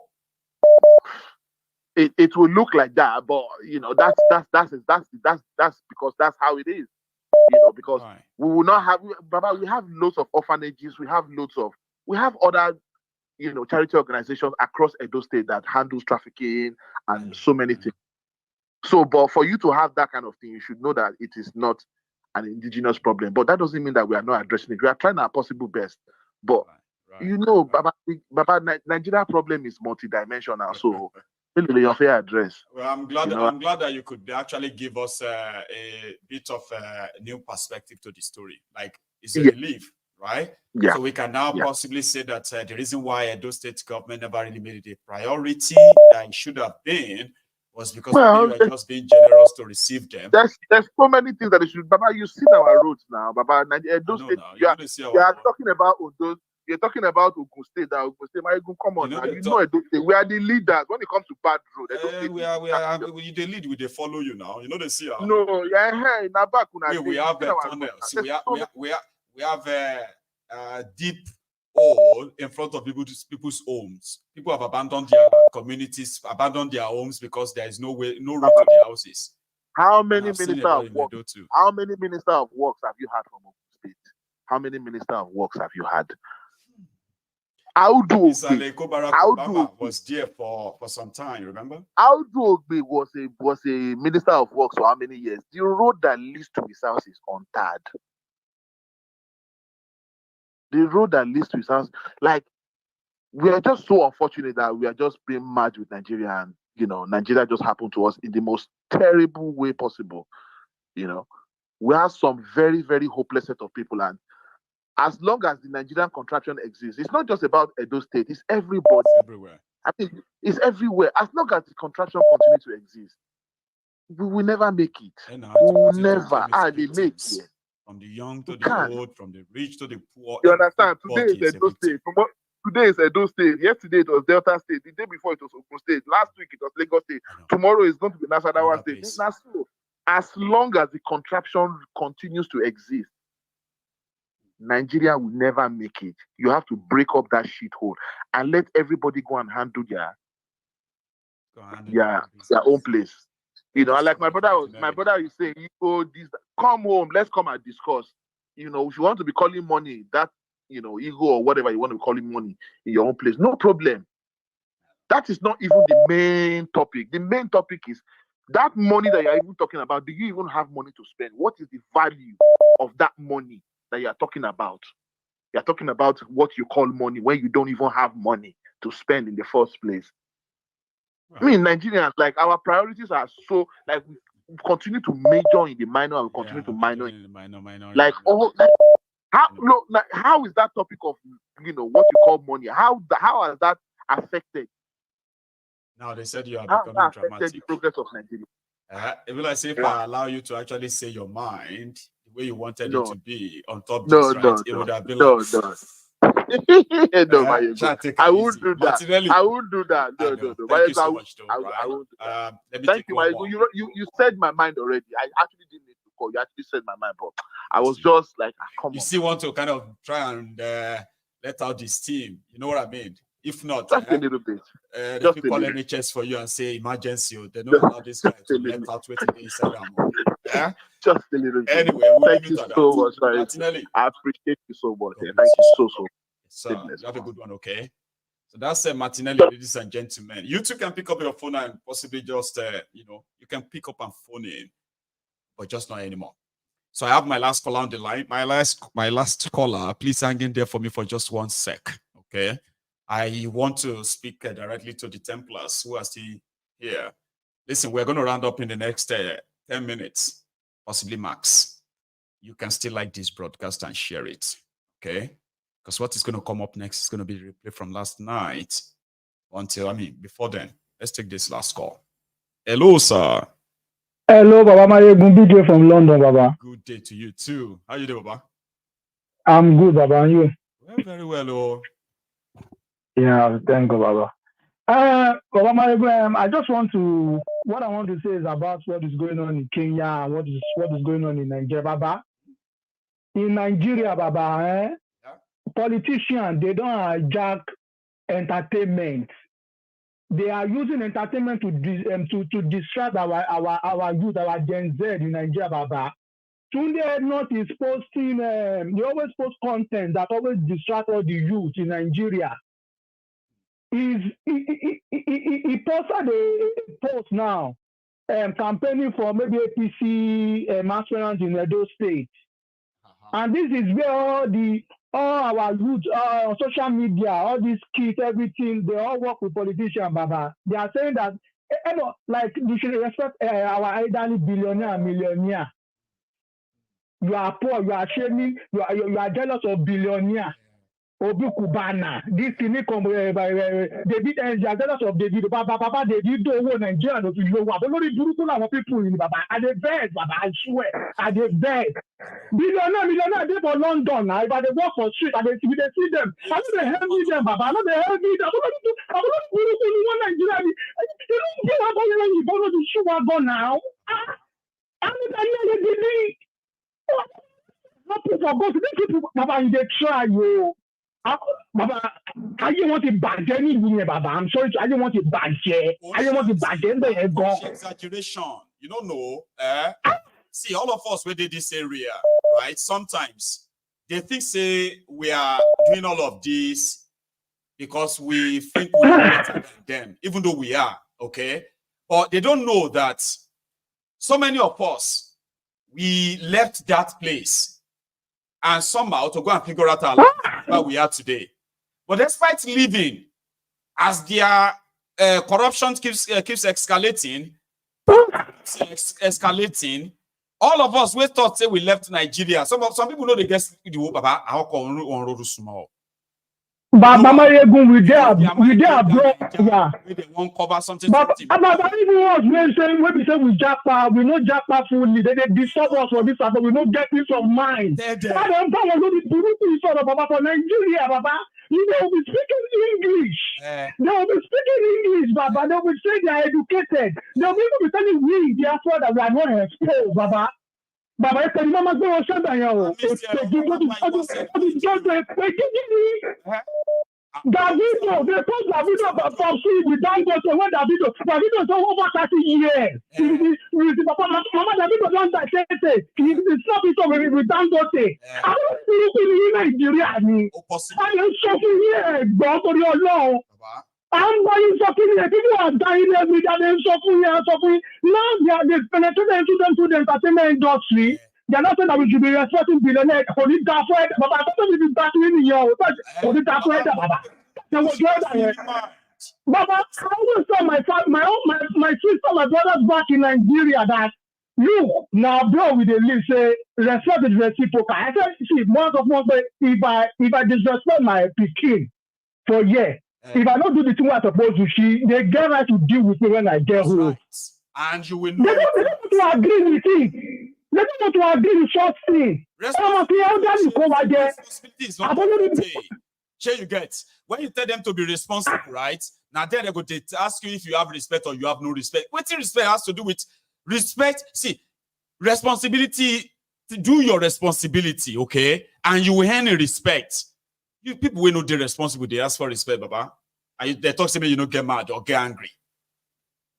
I mean, the Western country where we get millionaire, we they see them. You go Central London and you go see billionaire. We know they look them. Because as the billionaire, they do your own thing. This they go my own way, I go make my own money. Nigeria, all of them are taking out to be rich. They know all they know cars when even we get diaspora, I don't know. If you come miss here, you make any of them angry. But they go just call police to lock you up. No court, no nothing. Exactly. Lock you up. See now. Everybody now just calling police, even pastors, musician, actress, everything, and we are seeing these things. I said, it's not even the matter of VDM or not VDM. Thinking like, if you reach VDM today, go surely reach you where they leak all these people house tomorrow. And we are telling you guys that this is not a country. We need to dissolve this contraption. We should go our separate ways. Baba, you dey try, Baba. Even me, Baba, because you consider you explain how people here. I'm not explain on it, but if I don't explain, Mama say tell you one. Me, Baba. Yes, Baba. Take care, Baba. Yes, you too. Now we have just let me see 37. Can I do? Okay, I'm going to have to rush this last caller. That was supposed to be my last caller. But my last caller did so well that I managed the time enough that I have just about 3 minutes more. 3 minutes. Can you use that wisely? I can use that, Maiyegun, because there's no law I want to say. How are you today, Charm? I'm fine, thank you, Maiyegun. This part is becoming your favorite part now. It's my favorite part, I beg. In fact, I think you need to have a whole show around conversations with Maiyegun. Let people call in. That's the focus of the show. Just tell us your mind, okay? You know. So maybe I can possibly change the mind of somebody who is going astray already, right? Absolutely. Absolutely. What are you thinking, Charm? I say, well, I'm thinking. What are you thinking exactly? Have a panel of people come on, maybe two or three people. You know, let's conversations with Maiyegun. Maiyegun sharing information. Them talking their own mind, being corrected, you know, generally. Exactly. You know, I think it is such a fun this thing. Yeah, why not? You know. So let me just say this quickly, because when I joined the show, when I joined your talk, I now started seeing a lot of things on the chat. What's going on in this chat group? Who have infiltrated this temple, please? What's happening? No fight. But you know what, right? The only thing I can say, especially with regards to the Benin Kingdom, right? And that's why I said a lot of our history is missing. A lot of our history is messed up, and a lot of us have gone through life, and the history of our regions and everything is not what they call it. It's hidden to us. It's not known to us, because when you look at Benin Kingdom and all the tribes that are in that whole region, in that whole Benin Kingdom, it will seem to me, and listen, I've observed it even as growing up as a teenager in Nigeria and everything, that Benin seems to have a lot of tribes in that kingdom. So it will seem like maybe at some point in the history of Benin Kingdom, because Benin Kingdom is an old kingdom. It's not a yesterday place. It's an old kingdom. Like somebody was saying at Biafra land is. I said, no, if you do your research, you find out that there are ancient maps of Benin Kingdom, and then you had ancient maps of Biafra land. So Biafra is not a today word or anything. Exactly, it's not a today thing. So you see, the Benin Kingdom, the way it seems to have been a melting pot of some sort, right? At some point in its history, right? But again, like I said, a lot of us will not know because, much of history has been hidden from us and, and lost to us as well. Because when you think about it, some people you go on the chart and say, okay, there's a place in the Benin Kingdom that has Igbo people, it has Yoruba people, it has Fulani, it has even Shua Arabs, there's so many people in there. Do you understand? So it can't be that they just happen to congregate because of colonization. It seems to have been a melting pot or some sort from ancient times. Do you understand? So a lot of see, we have you've heard about the Dahomey, right? You probably should have. I mean, Dahomey warriors and the rest of them, right? We call them the Dahomey raiders. They always come from the part from Dahomey, right? And their kingdom, right, spread all up to Shaki in Oyo State of today, okay? Now, it was pretty much like they are just raiders, like the Fulani raiders of today. Then you have the warriors from the Oyo kingdom that always kind of fight them to push them back. So as they look at it, it's like a back and forth thing, back and forth, back and forth. Then at a point, the Oyo kingdom actually stretched to that part of Dahomey, to Benin Republic of today, until colonialism came. Now, so over time, all these kingdoms that existed, survived, they've always kind of been having all this mix-up from century, right? But they survived. They survived, that the product of all that, all those exchanges and all of that.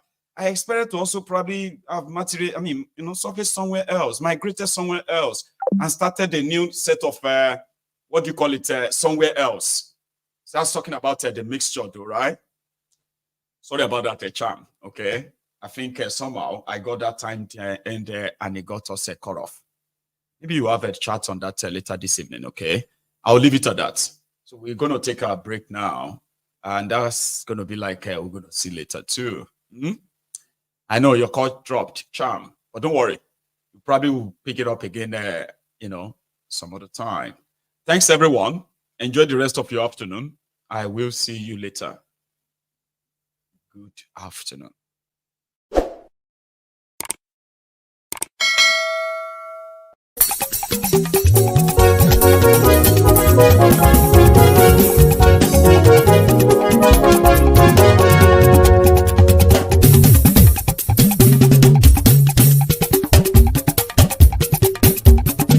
Maiyegun làwa mọ̀ làmọ̀ tó dòdòdò. Maiyegun Diary, Maiyegun #1. Maiyegun làwa mọ̀ làmọ̀ tó dòdòdò. Maiyegun Diary, Maiyegun #1. Maiyegun ti dé o, ọ̀rẹ́ ará ìlú. Maiyegun Diary, Maiyegun #1. Lórí Facebook, lórí YouTube. Maiyegun Diary, Maiyegun #1. Gbogbo bó ṣe ń lọ ni Maiyegun já wa sí. Maiyegun Diary, Maiyegun #1. Àṣírí ọ̀jẹ̀lú kì í bò níbẹ̀ o. Maiyegun Diary, Maiyegun #1. Bó bá ṣe eré àní Maiyegun máa wí. Maiyegun Diary, Maiyegun #1. Ó sì tún ṣe eré wàá gbọ́ níbẹ̀ o. Maiyegun Diary, Maiyegun #1. Maiyegun Diary, Diary political. Maiyegun Diary, Maiyegun #1. Godfather. Maiyegun. Maiyegun diary IDP number one.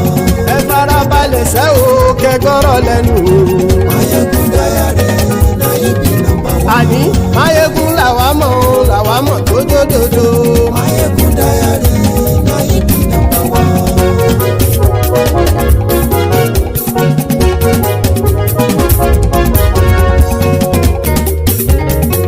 Àní ẹ̀sùn ràkì.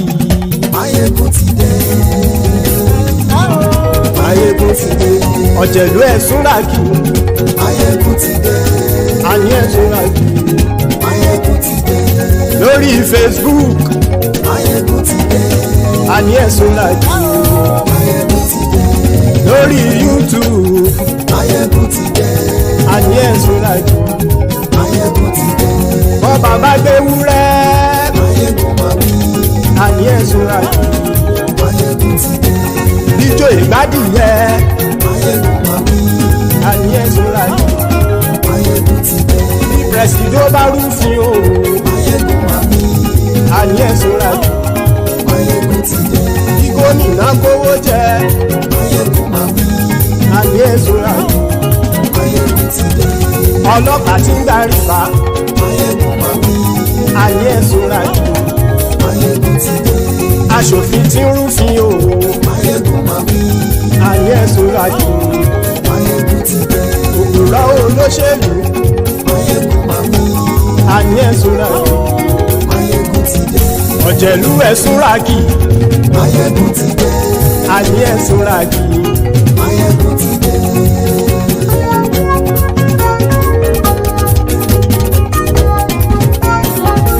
Maiyegun ti dé. Gbogbo ọ̀jẹ̀lú ẹ̀sùn ràkì. Maiyegun ti dé. Gbogbo ọ̀jẹ̀lú ẹ̀sùn ràkì. Ṣùgbọ́n ní bá ti ṣe èyí tó yẹ kí wọ́n ṣe, ọmọ bá dèrò ní fi wọ́n níran o. Maiyegun ti dé. Gbogbo ọ̀jẹ̀lú ẹ̀sùn ràkì.